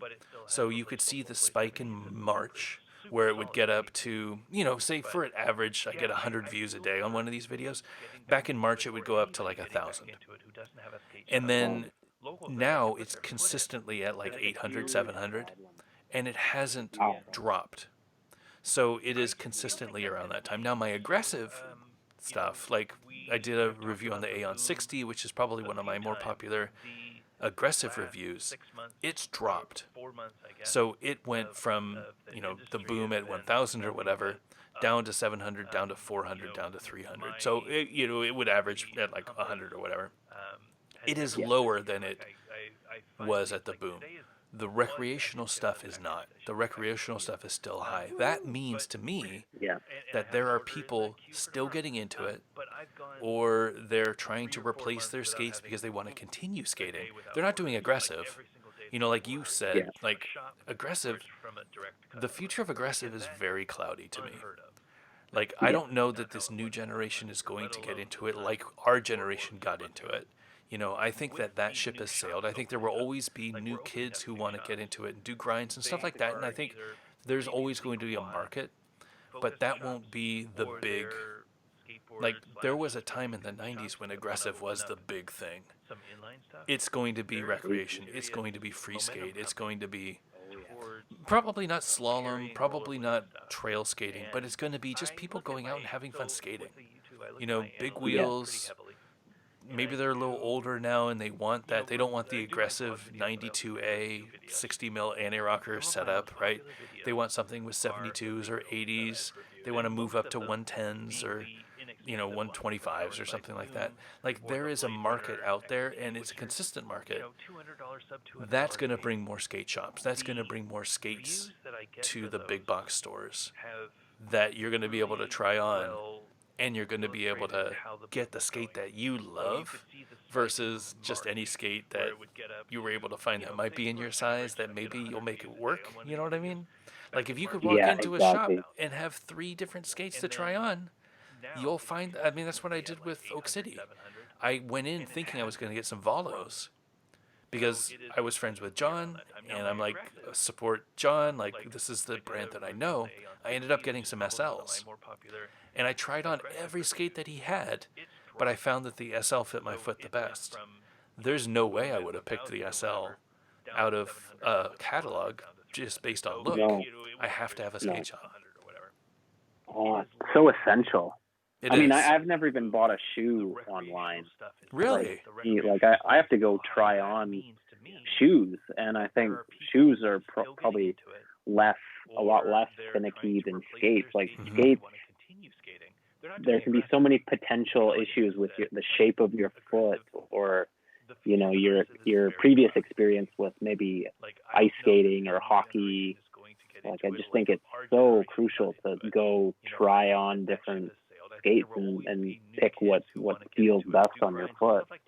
Even if it's at a big box store and maybe there isn't someone knowledgeable to help you, at least you can still try them on and get a feel for the different things and make a decision, based on that feel. I think that's even better than having to just look at a picture and have it shipped to you. I just don't. such a lottery of what you're getting. It really is. Yeah.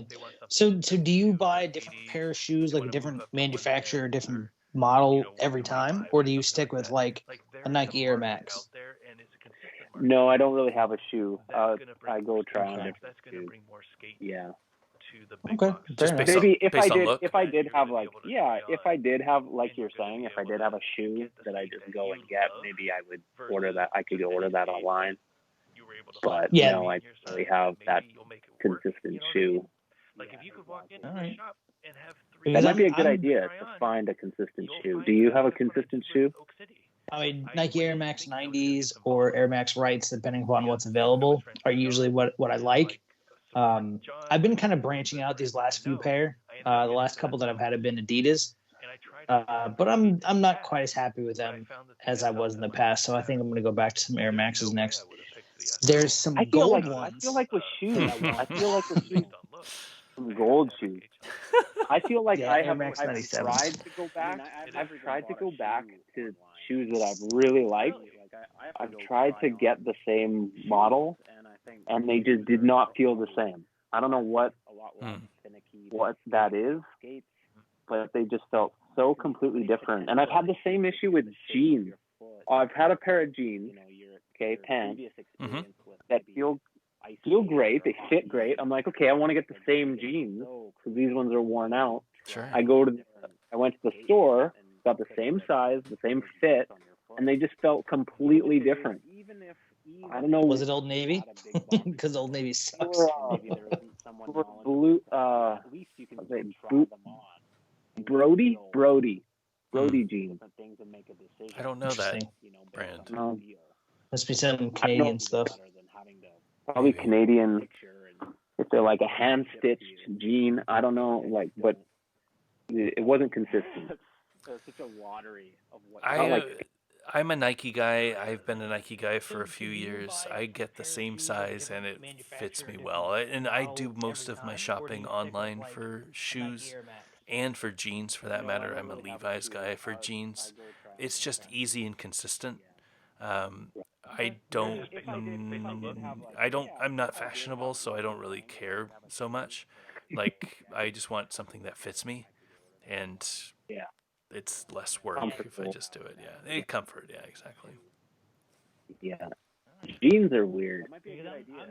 Jeans are weird. I skate in jeans. You guys don't skate in jeans. What's up with that? I do. Not lately. Are usually what I like. It's like cargo pants for you, right? I've been kind of branching out. I'm liking the cargos lately. I go through chinos. Yeah. Chinos are good. I feel like as long as whatever you're wearing, as long as it has some stretch to it, you're going to be all right. Yes. I Do you found wear that stretchy early on. Levi's a lot, or do I you do. use the? Oh yeah. Okay. Yeah, I was upset when I found out the Levi's started doing that. I was like, that's bullshit. Levi's is a denim company. They need denim pants, not this, Oh yeah. stretchy bullshit. And then I actually tried a pair of like stretchy pants on. I was like, stretchy pants for life. Yeah, you don't need to get the stretchy pants that are like painted on you.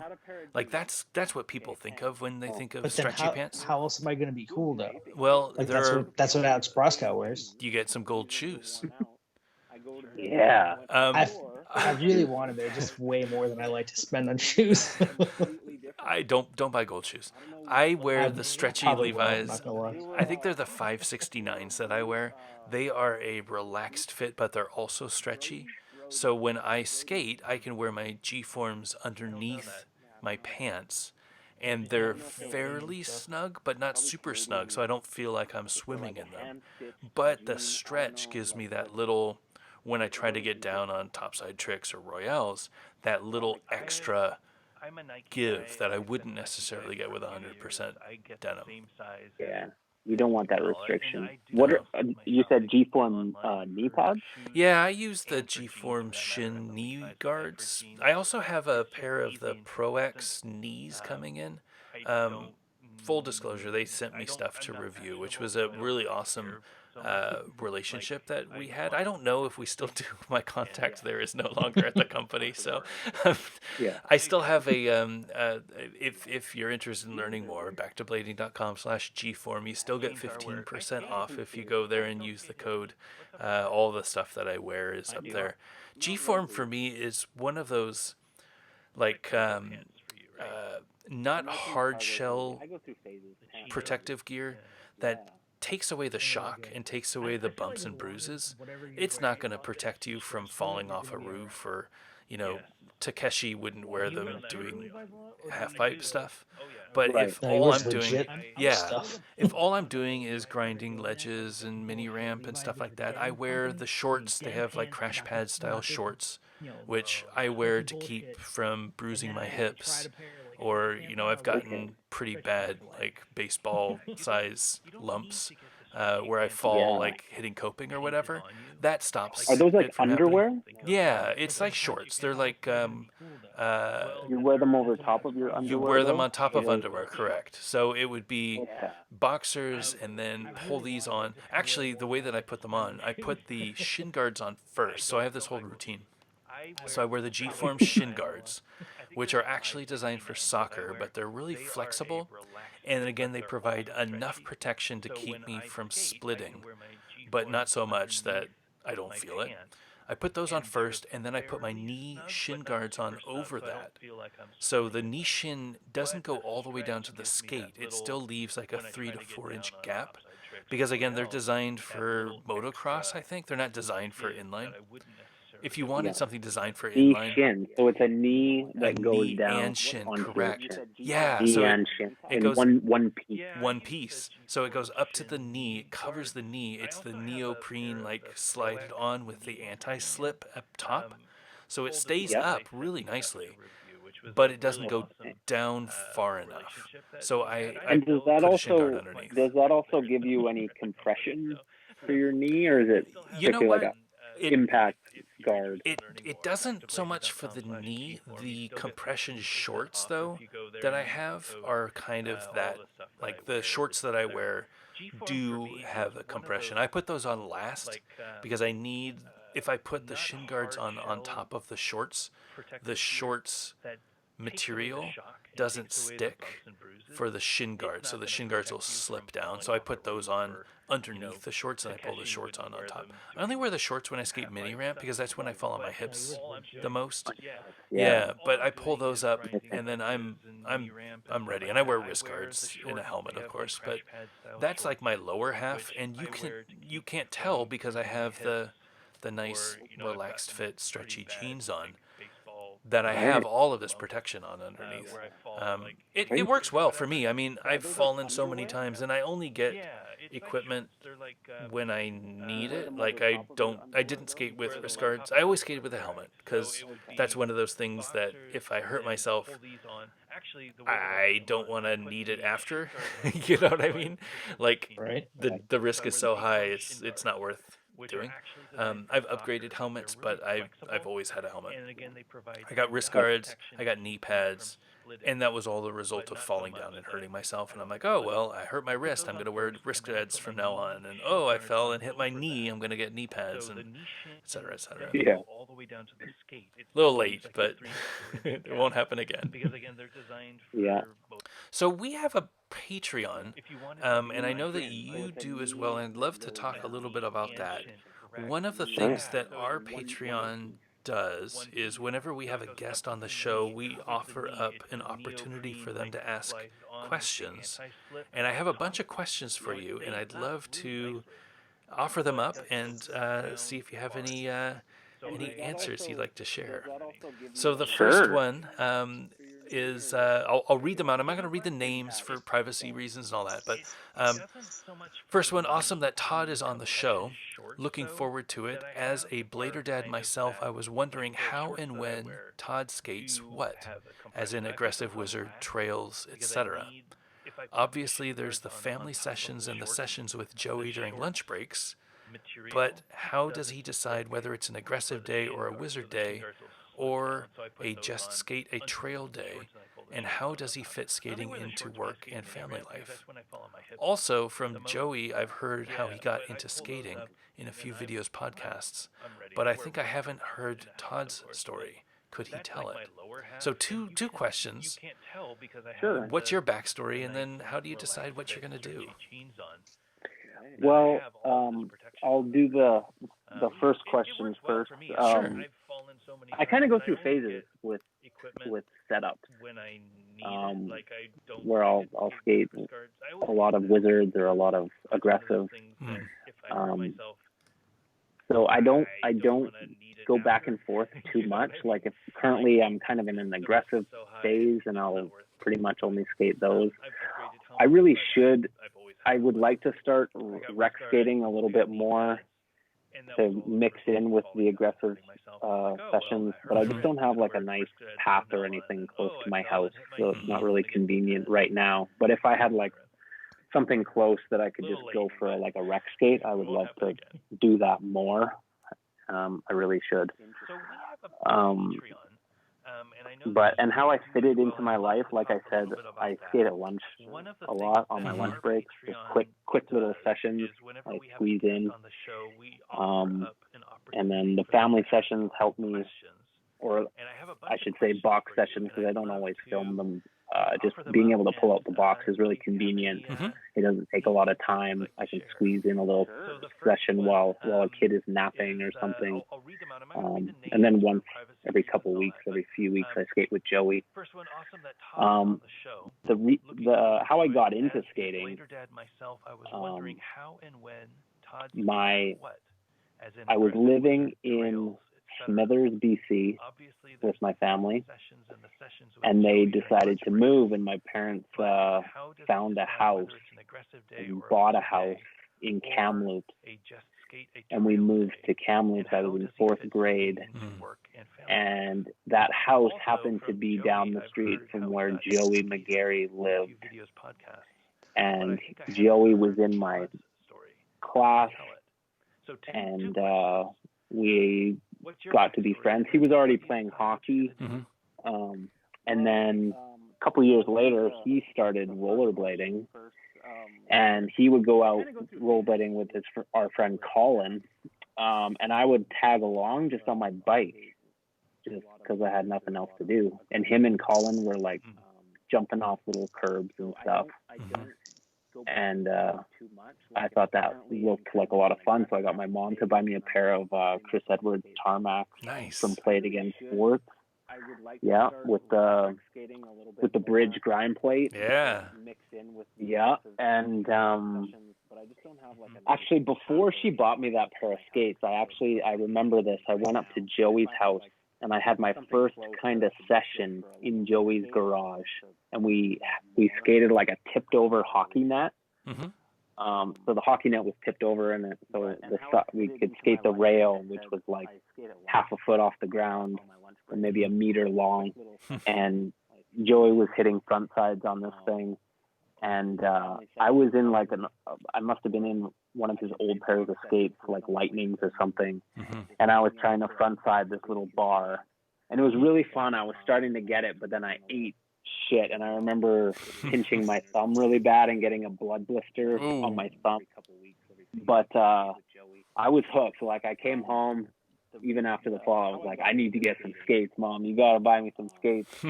So she bought me some skates. She took me to Play Again, and Played Again.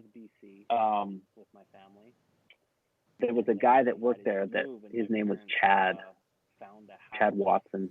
He still lives in Kamloops, and he kind of was responsible for bringing the early blade boom to Kamloops. He was older. He was like late teens, I think. He was like 18, and he ended up bringing like VG3, VG4, a bunch of videos to the shop that people could rent.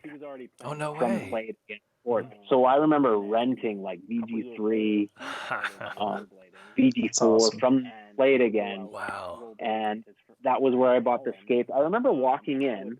Okay, this is in Kamloops, like in the early 90s, and there were like blader kids there. I remember. There was like a little gang of blader rats there, and and I was asking them like, what skates are the best? You know, I remember talking to them, and they're like, yeah, get the CEs. They've got the bridge grind plate, hit grinds and stuff. I remember that.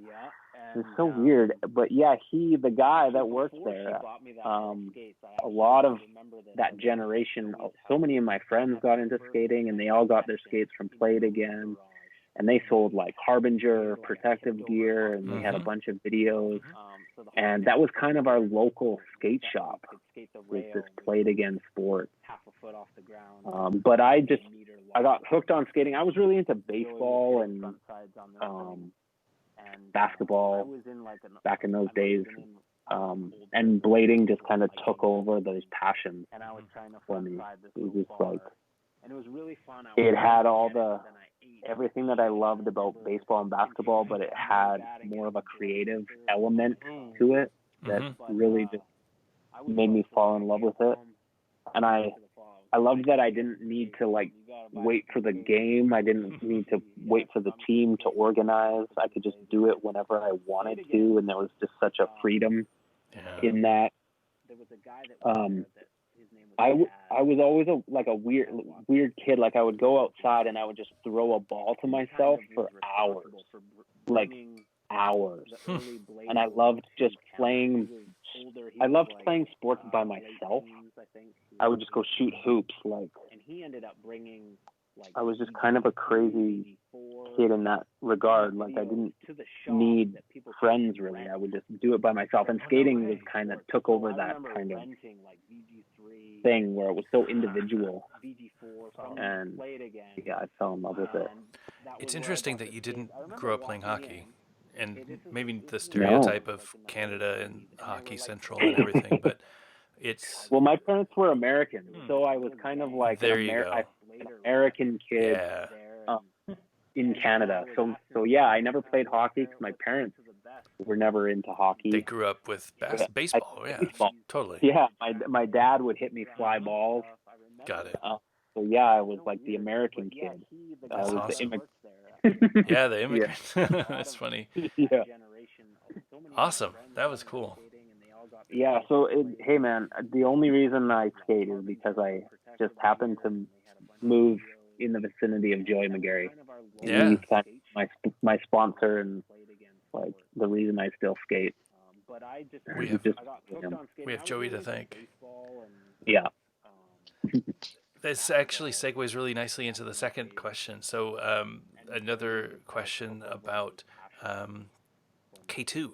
So I recently made skates out of some K2 250 natural boots and modern K2 cuffs and sole plates, and ended sending them off so that Sasha could work with K2 in the hope that they will be revisiting this style of skate.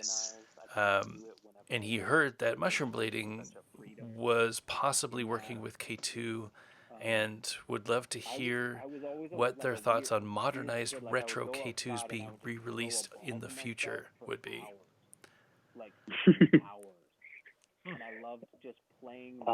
So there was history with y'all working with K2. That yeah. Well, here's the thing. We didn't really work with K2. We kind of exploited their resources.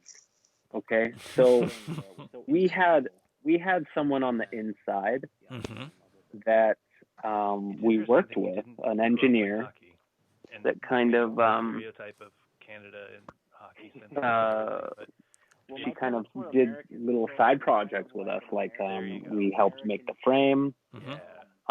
We kind of helped with some feedback on the K2 Unnatural and things like that. But it was kind of always off to the side. Like it was kind of these side K2 things. It was never like. Awesome. That was cool. It was always a dark office off to the side of the headquarters, Sure. And it's unfortunate that K2, they seem to kind of have Well, they This actually segues really I nicely think they to the canceled second their question. aggressive. So, Yeah, the other question. it's on a So, hiatus. I Yeah. don't know that it's canceled, but it's not being so produced for this year. recently, That I do out know. of some I don't know what the interviews future with looks And I like. just, yeah, and modern K2 honestly, I feel a little bit light, bitter and about it's sending K2 as them a off corporation. so that Mm. They have Sasha they have so much could power in work with skating, you but I to don't work with feel K2 like in the hope that they will be revisiting like they care that style of skate. about skating, and I'm kind of happy And you that heard they that mushroom blading got out of it, was and possibly now working there's this with big K2, boom. Yeah. and would love to Yeah, hear it's fair. what their It's thoughts on unfortunate. The skate, modernized it's a retro great K2s product. I being like the re-released K2, in the future would be. the K2 Unnatural. I like the skate. I still skate So there was a history pair of with K2s y'all here and there. Mhm. working I with think they work K2. great with That- the Wizards. Here's the thing. Yeah. I really like the Wizards. We didn't really work with K2. It's unfortunate Kind that of- the name K2 we is on kind them. of exploited their I- I think I just What- burned. I think I just burned all my bridges. with No, that. I think it's fair. I mean, I think you touched on it where I don't think their heart was in it, and that No. was the thing. And if blading aggressive or big wheel or whatever you want to say, we've talked for 2 hours now about how it is a club, how it is a secret society, and it's like we don't expect this to get big again. You know, like we will bring people in and people will find it, but it's like this isn't going to be in the X Games or in like the Gap commercials or anything like that. Yoo-hoo isn't going to be looking for us. I think recreational has a bright future. I don't know. Well, You might be talking I- too soon. I mean, I could be wrong. Things might happen. Some The- weird things are happening in 2030. There's a lot of weird things. I think it's gonna get weirder. The I think we've been so used to skating being like on the underground. yes, I honestly I feel like because we're so used to skating being like this niche activity and even this mocked activity, I think we honestly, I feel a little bit bitter about K2 as a corporation. They have I think it has the potential of getting to that level where it's on TV and where it's like really mainstream. And I'm maybe not aggressive. I'm kind of happy that I think you're right in that like got out rec of it. skating will grow a lot, but I do think aggressive skating will grow a little bit. It's fair. And it'll be more visible. I think you'll be seeing like Alex Broskow on TV and things like that I could see over the next 5 years. I could see the Chris Haffey style. What was the Mega Ramp show? Yeah, Nitro Circus. Yeah, that. Thank you. Yeah. That sort of stuff. I think that pleases or that appeals to that market where it's like I have skates. I want to see some tricks that people can do on skates.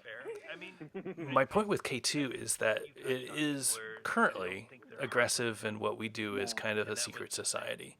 And if you aren't contributing to that blading aggressive community, or big wheel or whatever you wanna don't say, get supported by that community, we've talked which for Right. is 2 hours why now about how it John is and a them club, skates have done how it is a amazing secret business society, and always it's sell like, out because we they don't know expect that this to get John big again. has given the last You 30 know, years like, of his life to we will bring blading. people in, And it's like, Exactly. John wants to do something, but I'm it's there. Like, how many Don't pair be in of X Games the or original in, like, black the 908s Gap were commercials sold or but never anything like skated? that? Yoo-hoo Simply was because looking people for wanted to support John because they were like, if I don't buy this skate, he's not going to be able to keep doing this stuff for the community. And that's Yeah. never going to happen with K2, Investment. right? Like K2 is Exactly. never going to be seen in that way. Not since Tom Heiser left back in Yeah. 2012 or whenever the hell he left, a long time ago. I mean, Yeah. I think there was a point where people would have banded behind K2, but I mean, basically, when they stopped doing the custom skates for the team, I think Yeah. that's basically when that happened. It's a good When no one really wanted to be on the team anymore. Yeah. And they just said, you know what, fuck it, we'll just keep pushing out the old shitty fatties Yep. as long as we can. They'll sell eventually. So, a big box store will buy a bunch of old backstock and Mhm. blow them out. After 6 months of having them on the shelves. Yeah. Yeah, it's unfortunate. and it'll be more visible. They do make good shit, though. It's a good product, but yeah, it's kind of putting your money into a black hole. And, it's unfortunate that they don't care. They could have done a lot. They have a lot of resources. Yeah. And huge technology, like they're Connections and amazing. distribution. Totally. It's unfortunate, you know, and really, like, I look at K2. K2 isn't even K2. K2, you know, the CEOs come and go. You know, there's different people running it. It's aggressive, and what we do is kind of, you know, K2 might change. There might be a new CEO that comes in that's really supportive of blading. You know, that'd be nice. But it's a big corporation. It's like, you know, you compare it to something like them, and you know, John is here for the long term, and he cares about skating. So it's a more sure bet to support something like them than a big corporation that, you know, John could get, the John Julio could come and go, and some new guy could come in and say, "Oh, rollerblading? Right. The hell is this?" Right. No, none of that. Right. Show me the numbers, right? Yeah, exactly. And that's what K2 is. It's just a numbers game. But they happen to have someone on the inside that was really passionate and wanted to work with us. So it was a cool opportunity. It's just unfortunate that it had the K2 name on it. Luckily our frame didn't have the K2 logo on it. Yeah, that is an amazing project. I don't have any additional questions on that, and I think we had Joey talk a little bit about it. But what was that like with you? Like, how involved were you in the design process, and what did it feel like when they first showed up? Well, we skated the big block. We called it the big block.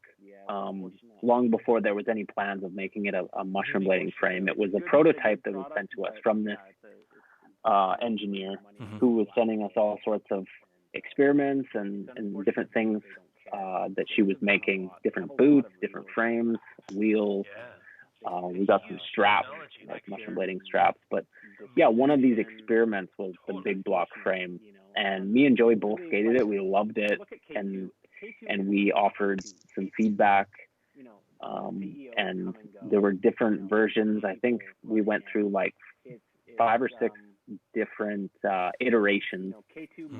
And we just like communicated directly with the engineer, like, you should change this, you should change this. She would send us 3D renderings. It was very cool. It was very like direct feedback, right? And there's actually a podcast that Joey did with her, if you're interested. Yeah, it was a good one. Yeah, she was a engineer at K2, and she made a lot of cool stuff.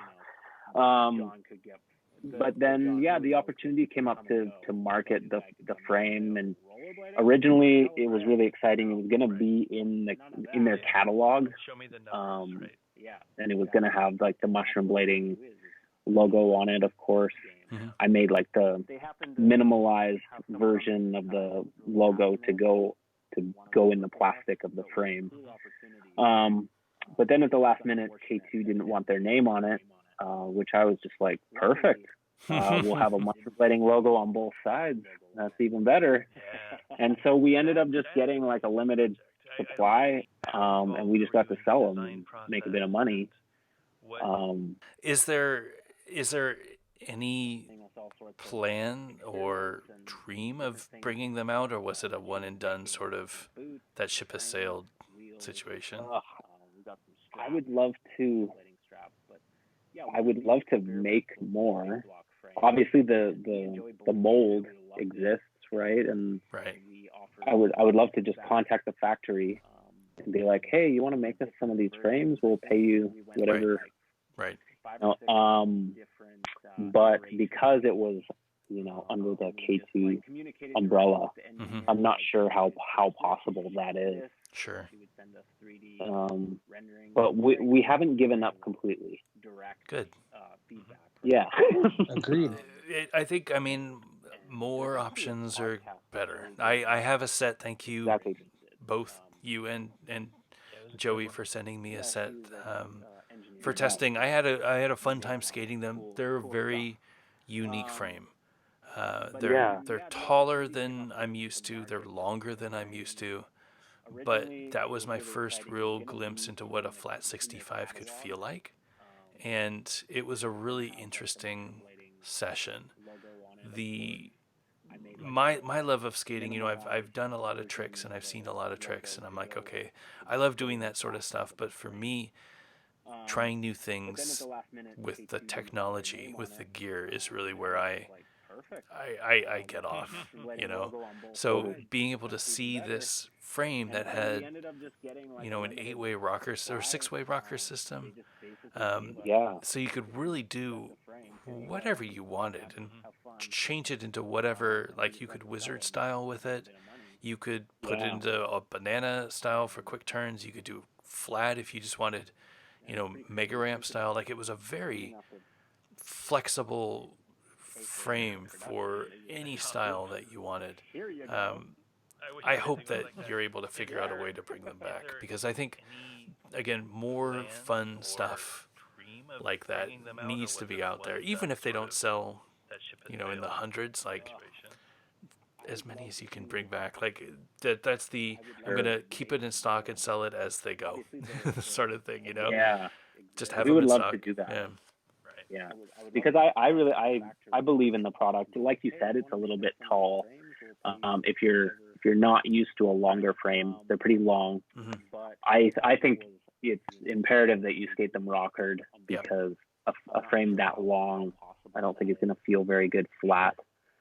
But I think it's really cool to have all the rockering options. Agreed. Absolutely. Yeah, it's definitely an interesting frame. I would love to make more. I hope you do. Same.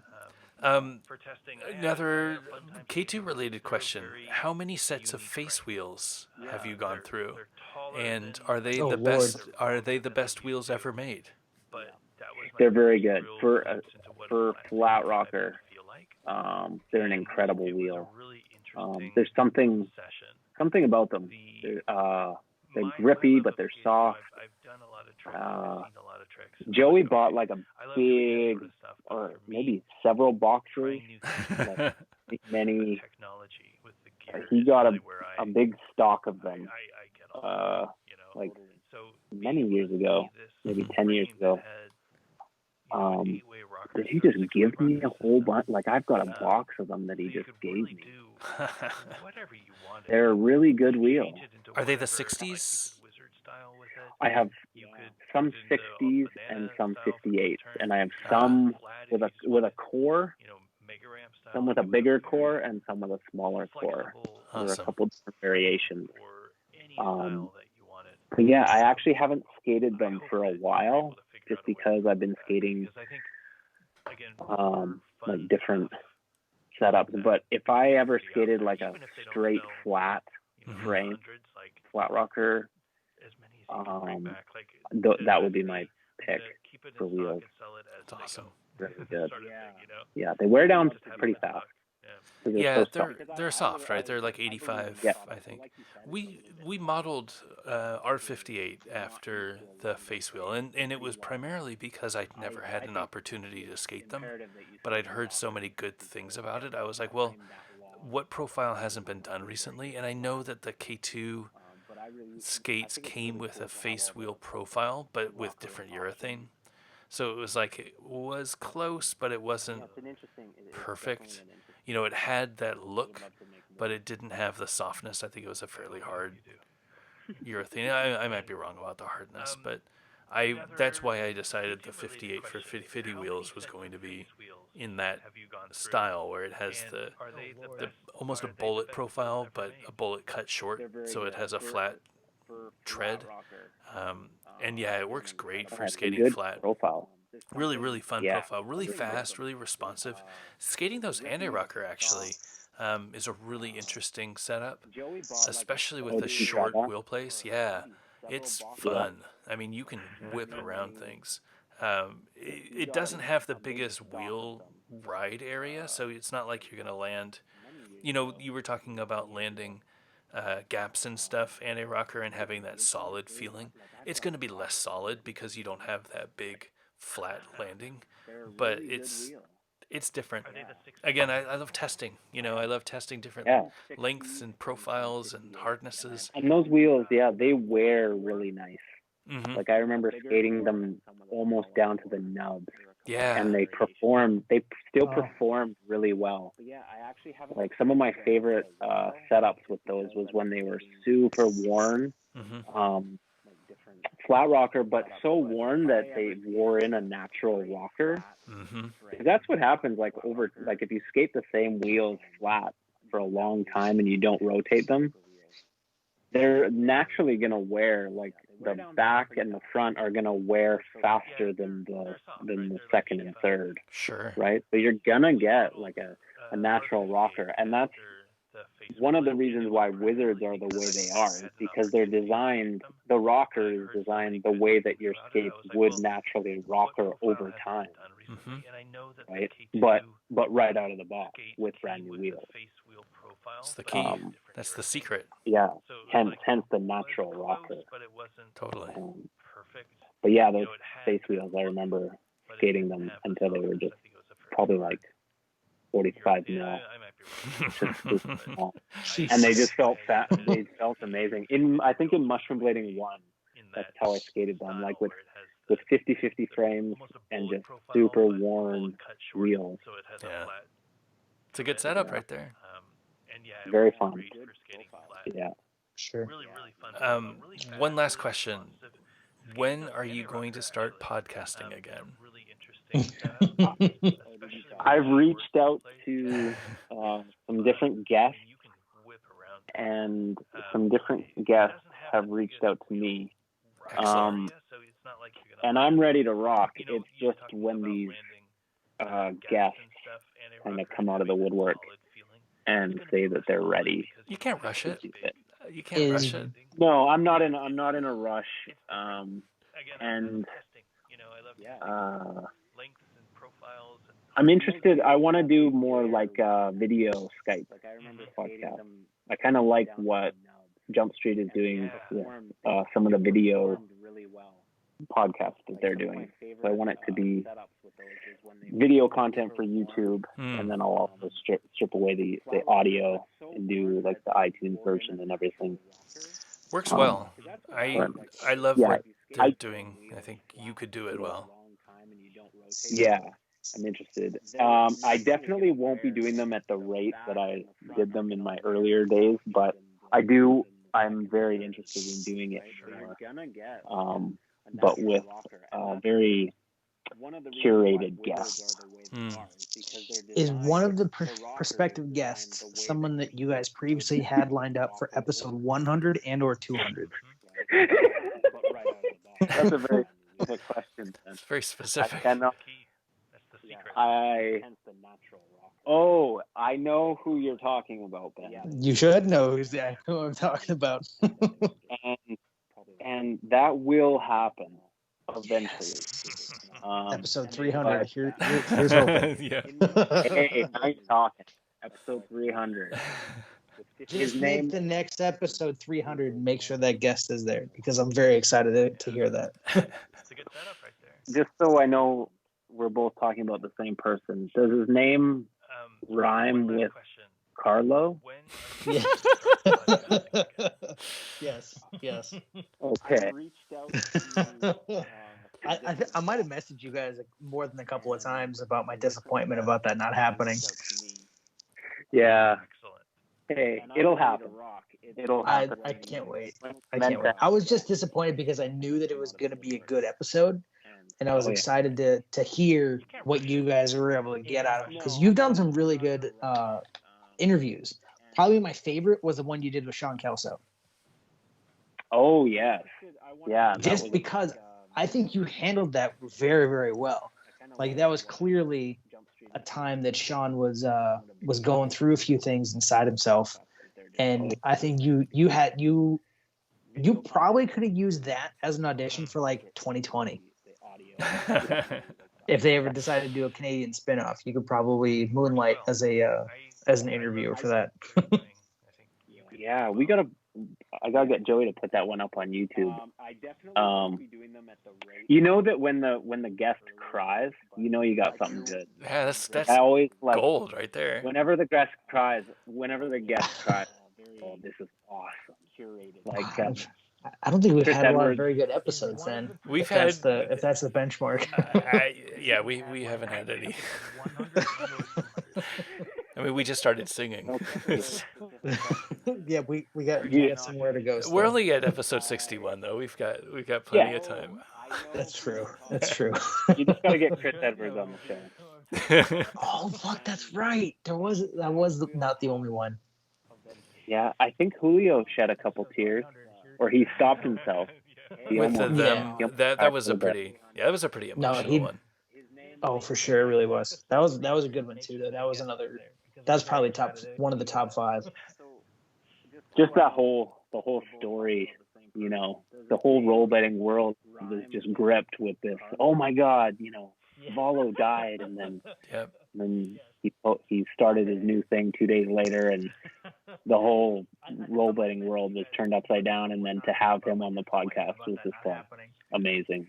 Yeah. Great. That was dope. Yeah, that was one for the books for sure. I think amazing. I listened to, before I got back into it, I listened to the one that you guys did with Angie. And knowing like Angie, it was an amazing story, because I did not know what went down. I did not know any of the history there. You know, that was all, like, obviously Jess's relationship, being the Daily Bread photographer and part of Daily Bread for so many years. He owned that relationship. Like, I knew Angie and I hung out at the Daily Bread office from time to time, but I stayed away from the business side or whatever was going on with that. And when Daily Bread went out of business and closed up shop, I was disconnected. So I didn't know any of that stuff. So being able to listen to you, I mean, she has so many stories, and she's an amazing person. Like, you get her started, she will tell you everything. And you guys did a really great job of just listening. And it was like, yeah, I remember I did that. That was the easiest podcast ever. Yeah, I barely had to say anything. I said hello, and then she just told the whole story. Yeah, and then you started crying, and it was perfect. Yeah. No, that was a great one. That's my most memorable one for y'all. And we hope that you are back. I think the video is going to be interesting. I don't really know how to do video. For sure, it really was. I think Jump Street does it really well. And I think that is part because they're both such strong personalities and good-looking dudes. Like, nobody wants to look at me.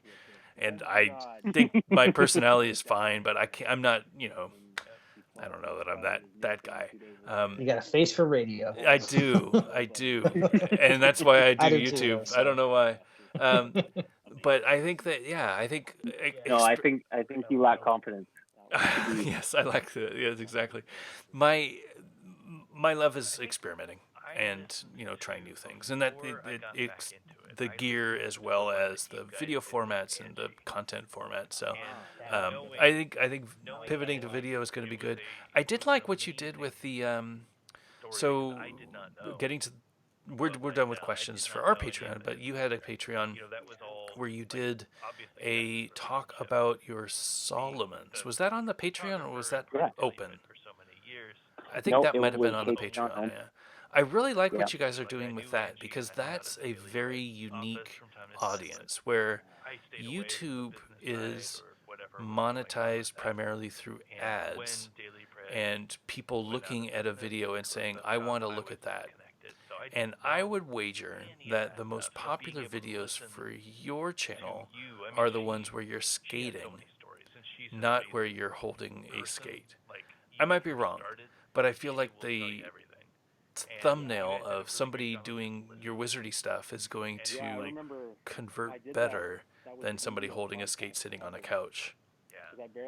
I think in terms of views, the ones where people are just, or when me or Joey are just talking about a product, those get a lot more views than the skating stuff. Interesting. Yeah. Yeah. And that is a great reason for it to be on the Patreon, because then it's your best audience, like your devoted audience who really want to listen to what you have to say, will really appreciate that level of geekery, that detailed look at skates and cuff bolts and stuff. For sure. And I think it's interesting that you can put something up that's that's private in a way. It's like very exclusive. Yep. It's a small audience. Like it's not on YouTube where you can be a little bit more revealing because of that. Yeah. You don't have to worry so much, which I like about Patreon. Like there's some things that Joey's put up on Patreon that I might feel a little bit weird about it being on YouTube, just available for anyone to see. But because, it's a very small group of people who really want to support us, I don't know, it's less scary, less a feeling of putting yourself out there too much. Sure. It's your biggest fans. So it's interesting. I mean, it's exactly. It's people who want you to succeed, right? They want to give you money. Yeah. Not necessarily for the content, but most of the people who support our Patreon are people who just love the shows and want to say thanks. And it's like, and want to support you. Yeah, want the best for you, right? $2 a month, and it's like, we just want you to, like, it's not going to make much difference to the person. It's just a nice way of saying thank you. And you get that special content and that relationship where you can, like you said, be more vulnerable, right? Because you're not putting it out to random commenter who's going to make fun of whatever. Like, I get so much hate in the YouTube comments because I'm old and I fall down a lot. And it's like, all right, that's cool. Like, I don't get that from Patreon. It's all supportive because they're there because they want to see what I do. They want to support me. Yeah. So it's a very different audience. You can kind of tailor content for that unique audience. It is interesting. Yeah, it's cool. I didn't even know much about Patreon. Joey just suggested that we start doing it at the beginning of the year. And it's interesting that you can put something up that I've learned a little bit more about it. But yeah, it's very cool. Do you have anything planned for Patreon for you? I know that you've done a couple skate related things. Is there more skate stuff coming up? Yep. I did the Solomon one. I would like to do more. There's some things that Joey's put up on. I don't have any ideas for tech stuff. I have a couple ideas for some basically solo podcasts, just exclusive for Patreon. And Joey and I actually recently did a Patreon only podcast, and I'd like to do more of those with him for sure. I want to do more stuff for Patreon for sure. Yeah, it's fun. It is. And the response has been good. I've seen the comments in the Patreon. So Patreon is it's its own site that you can access through an app or through the web. But there is a commenting system as well, which is, again, primarily positive. And I've seen some of the responses, and it's the level of questions that you don't expect to get on YouTube, where it's like really specific stuff, where it's like, this looks great, what do you think about this, that sort of thing. I think it's perfect for you guys, and for any creator, to be honest. I think if you have a group of people who watch all of your videos, who subscribe, who want to support you, like, I think Patreon is the way to go. I wish that more pro skaters were using Patreon for that.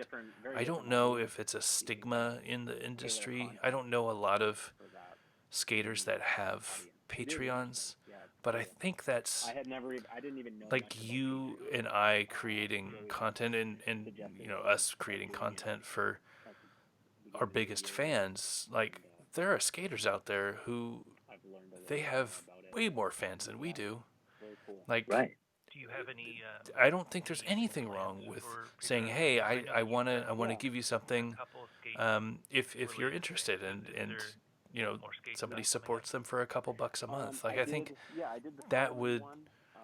I think people are looking for ways to support skaters. I think that people bought the Derek Henderson skate because they wanted to support Derek. I think they bought the John Fromm frame to support John. It's like they want to buy things.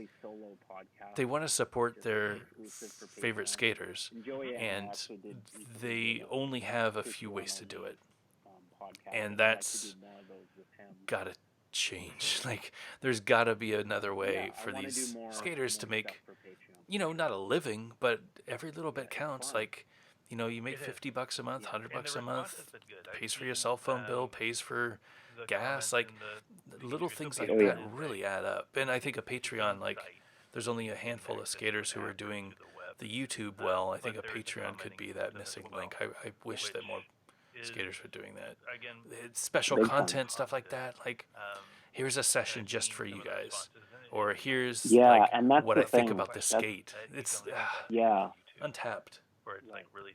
For sure. I think there is a stigma Yeah. about having a Patreon, but I think if people do it right, it's definitely a good. Like, it can't be something for nothing. There has to be something exclusive that's given.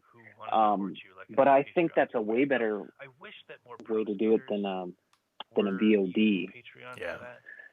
Like, I have mixed feelings about a VOD just because, like, I understand that people can make pretty good money, but you're really limiting the people who are going to view that video. You're kind of just giving it to the same audience, Sure. which is okay. They can support you, and it's the audience that really loves your content.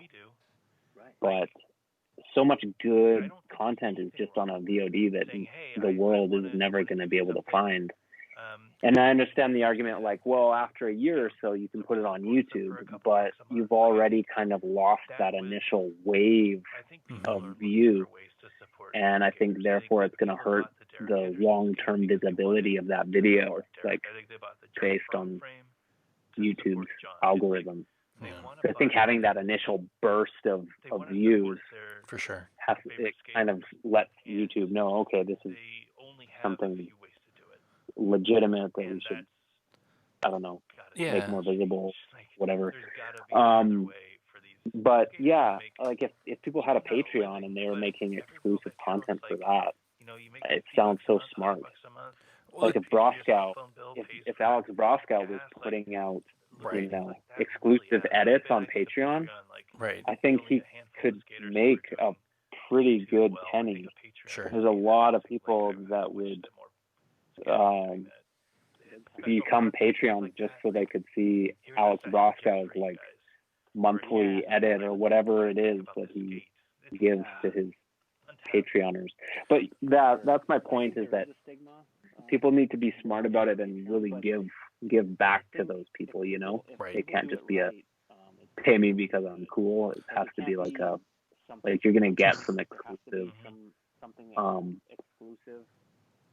content or something, It's a very interesting strategy, and I think I look at so Montre has a YouTube channel, and he posts fairly regularly, like at least once a month, but nobody talks about it, and he gets very little views.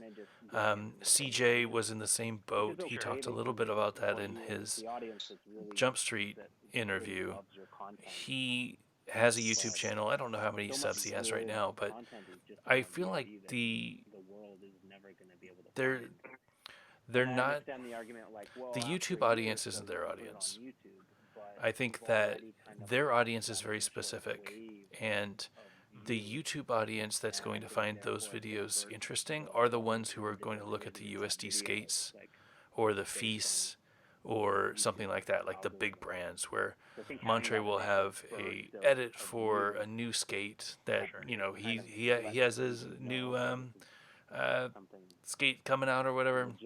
He'll put an edit together. It'll be posted to the USD site. It'll get thousands of views. But if he posts that same edit or clips from the sessions to his personal website, it'll get like 100, because it's just a different way of people consuming the content. That's not to say that these guys don't have the market or the fans. It's just that YouTube isn't the right place for that.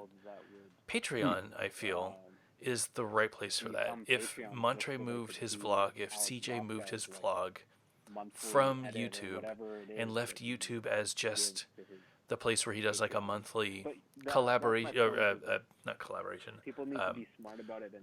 collation of all of the clips and puts it into like an edit and then releases an edit every month, that's great. But they also do these vlog style videos.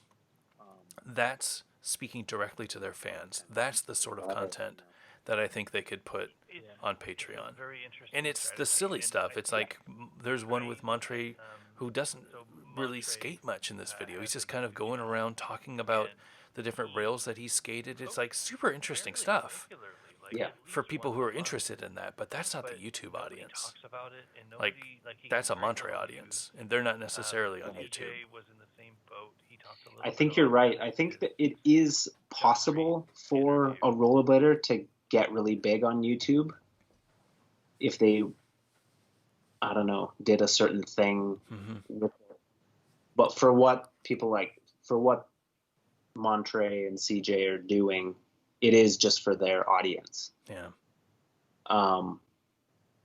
It's unfortunate when these big skaters like basically just give their footage to like companies, kind of come and go, and they might have a YouTube channel and it gets put up on their YouTube channel. And I don't know, I just feel like a lot of these really good skaters, it's unfortunate that they don't own all of their own content. Sure. You know? I think Frankie and Richie are probably the perfect examples. Frankie is the most popular, aside from that one edit from Richie in the Canada with his carbon skate, the brown carbon skate video that went super viral on all the things, which is a great edit. But Danny made that one. Did he really? Danny Beer, yep. That makes sense. Aside from that, Frankie is like the number one most popular skater on the USD channel, but that's not Frankie's channel. Like, I don't know what Frankie's channel is, but you can see all of his clips. They're just, he doesn't own that content. You know, he made them for a skate release or for a wheel release or for whatever. Yeah. That's unfortunate. It is. It's a different way of looking at it, you know? Nils is the best. You know, if you look at the way Nils manages things, he's got a very successful YouTube channel. He owns all of his content, and he also does stuff for Rossies. And it's like, there's the relationship, you know? He'll do VODs with, like he did a VOD with Bobby, and he'll sell the VOD, and I don't know if he edited or Bobby edited or whatever, but he'll sell the VOD and then he'll do behind the scenes stuff on his YouTube channel. So it pushes the sales of the VOD from that channel. He'll do behind the scenes of shooting this Rossies ad or shooting the new Rossies skates. And then Rossies will promote the actual video, but he is showing the behind the scenes of how they shot the skating for the video. Like, that's the way to do it. I think that's the future. And again, Nils could easily charge, you know, offer this up to a Patreon subscriber for $1 a month, and why wouldn't you? I mean, why wouldn't you pay $1 a month to support that guy? I mean, I think we all would. Well, I mean, I think there have been people that have tried to do the whole like, "Hey, I'm cool, give me money" thing through GoFundMe. Yeah, and that doesn't work. I mean, there was. No. I mean, like, it was a big number, you know, when you look at it, but like, you could be getting like a third of that every month. Right. So to me, it would have made a lot more sense. I mean, this is coming from a guy who, if there's ever a VOD out from me, I'll have to give it away, and I'll probably only get 100 views.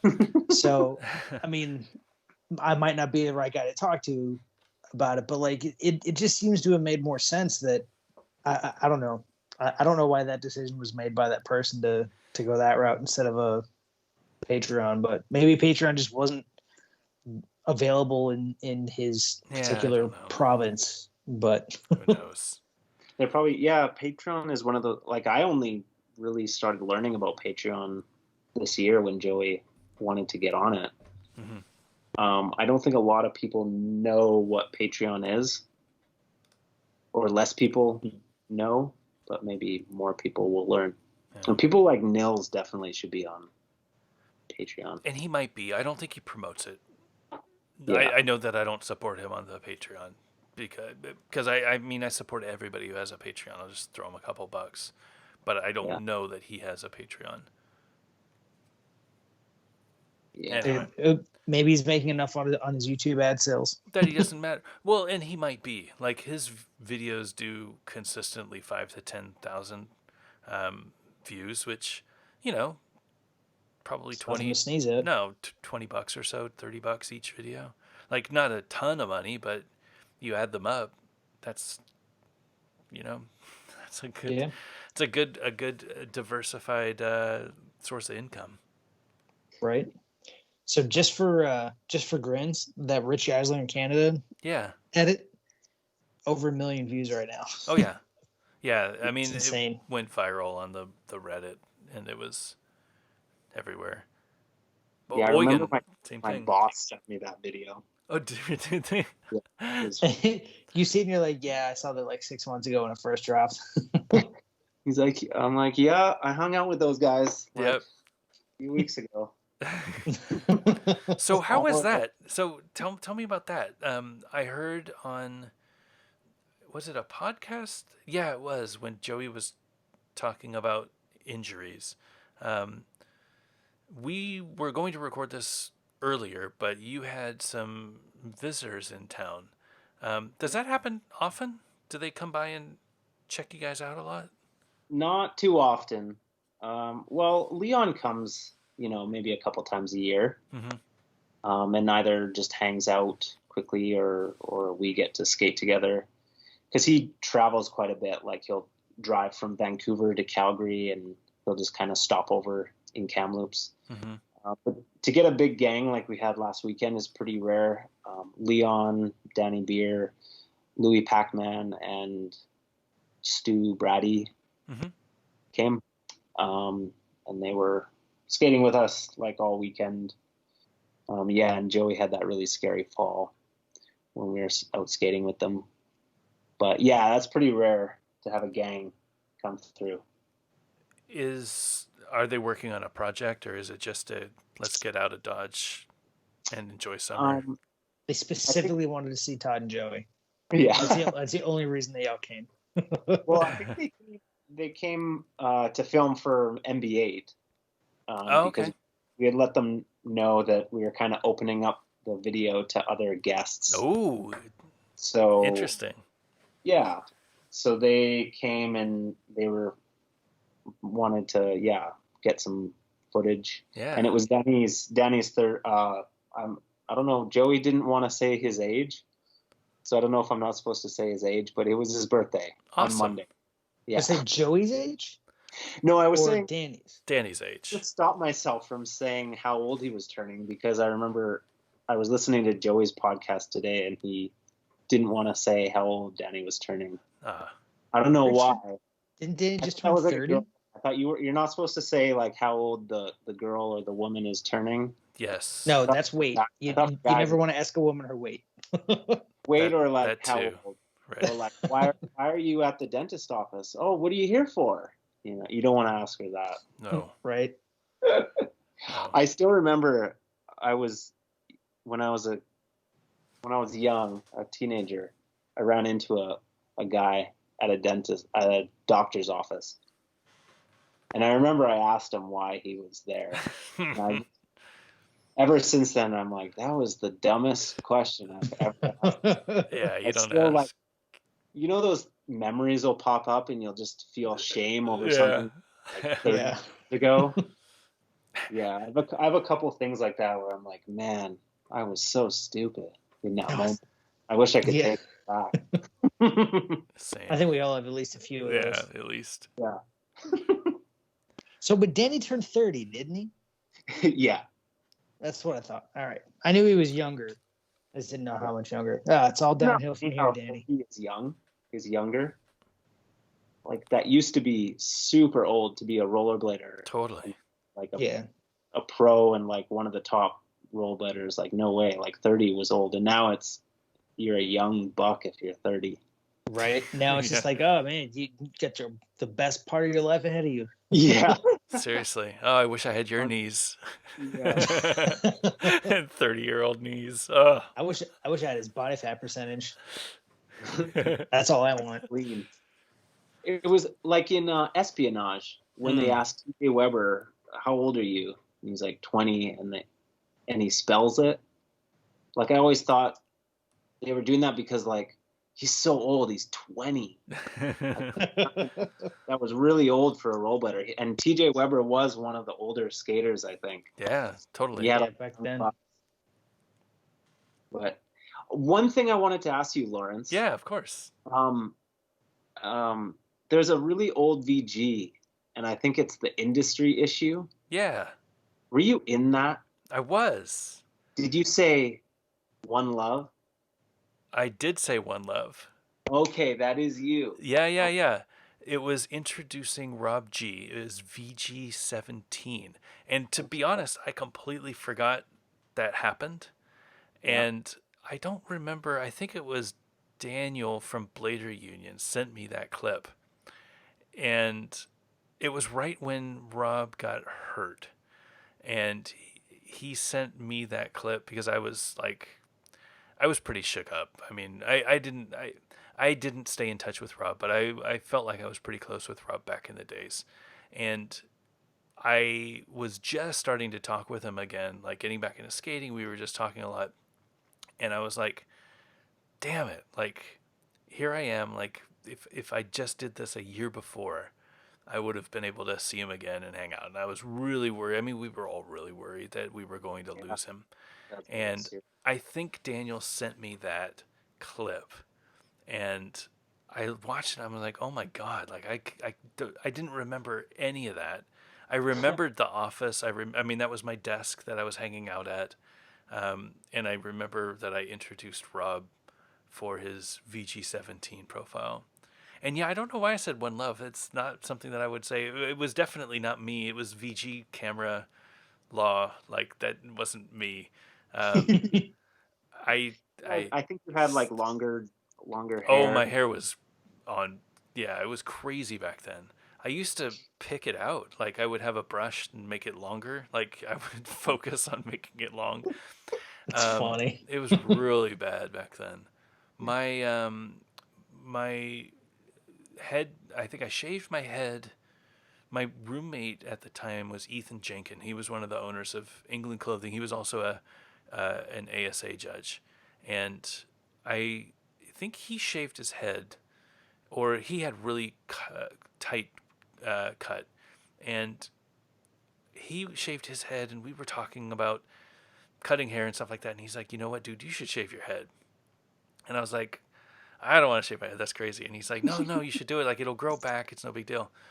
And he's like, hold your hair back like this, like hold your hair back like you didn't have any hair. And I did it. And he's like, oh man, like you've got an actual, like your crown, like thing looks good. Like you should totally shave your head. And I'm like, all right, I'll do it. And I did it, and I never grew it back. So that was probably right before I shaved my head. And that was the longest that my hair ever was. It was something to behold. That's for sure.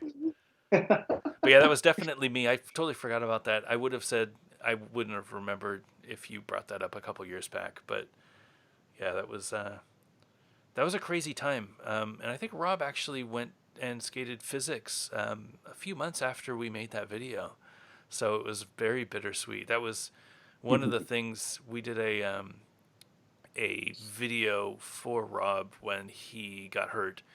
Ken and Scott, who's a really close friend of Rob, reached out to me and said, hey, is there anything that you wanted to say? We're doing a video, like montage sort of thing with a bunch of people. And I was like, yeah, I'll say something. Like, I was still kind of in this, there's like a 50% chance we're never going to see him again phase, right? Yeah, And well, you hear that someone got shot in the head. yeah, it's probably it's usually pretty bad. And Yeah. and he was in like, where was he? Colombia or some shit? Like, not the most Not- easy to access hospitals, and like, Yeah, Oh, not that's known for their bad. No. healthcare. no. So it was like the worst situation to be in, where Oh, you he get was in shot in the Peru. head. Peru, yeah. Get shot in the head anywhere else, you'd be fine, but Peru, I Fine-ish. mean. So yeah, I remember talking about it and saying something about how it was really rough, having that sit down, because we grew up in San Jose together and we skated together, and it was like before the Fitty Fitty thing. I was a skater and I would see him with, Jason Reduta and John Starr and all those guys, and Donnie and Kwong, and like all the 408 group back then. So I knew him from the days, and yeah, it was super emotional. I hadn't really thought that way. I've been super fortunate to have a fairly stable life, as far as, I lost my dad, but I've been pretty stable otherwise. Like, no real friends have passed or anything like that. So this would have been a real gut punch. Yeah. So yeah, but Like, for the most part, we've been very lucky in rollerblading. we have. Like I don't know, I think because it's such a weird underground thing and there's not a lot of money involved, I don't know, people seem to be for the most part, very level-headed. It's a very interesting group of people globally that do this activity. That's true. Very healthy and switched on and down to earth. Very interesting, creative, and Mm-hmm. yeah, we're lucky. I Not think a lot of madness. very tolerant too, very inclusive. Like, Oh yeah, I don't think anybody's ever been judged at a session for being different. it's rare to You know? hear any stories of discrimination. Like, yeah, we're such a small group that it's like, oh, you do this, you don't really care where the Totally. person's from or what they look like. It's Yeah, you're judged on the merit of your actions. Yeah, can you skate? yeah, Like, can you Yeah. hit the rail? Like, that's all that matters. Are Yeah. you a piece of shit that's gonna hit up my girlfriend while she's sitting down watching me skate? Yeah, you Yeah. need to leave. That's never happened because I never brought my girlfriend I to was the gonna sessions. say, that sounds. I kept that very separate. Like, Sounds but I very dedicated specific. way more time. I dedicated way more time to skating than any girlfriend ever had. Well, there you go.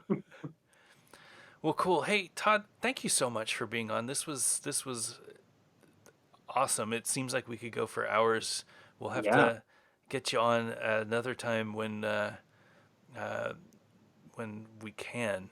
yeah. Thanks for having me. Yeah, we love having guests because we know our stories so well now that it's great to have a different perspective of how things are going. And I think you bring a lot of history, but you also bring a very different perspective, being part of the industry but not part of the industry. Like, you're not as clued into the day-to-day drama and products and stuff. You're just kind of, I love to skate and I'm doing this thing, and it's refreshing. So Cool. thank you again. What's the best way for people to follow you? Is the Patreon best? The YouTube? Yeah, follow Mushroom Blading on YouTube, mushroomblading.com, Instagram, pretty much Mushroom Blading anywhere, Mushroom Blading on Patreon. It's a pretty unique name, I think. Yeah. Yeah.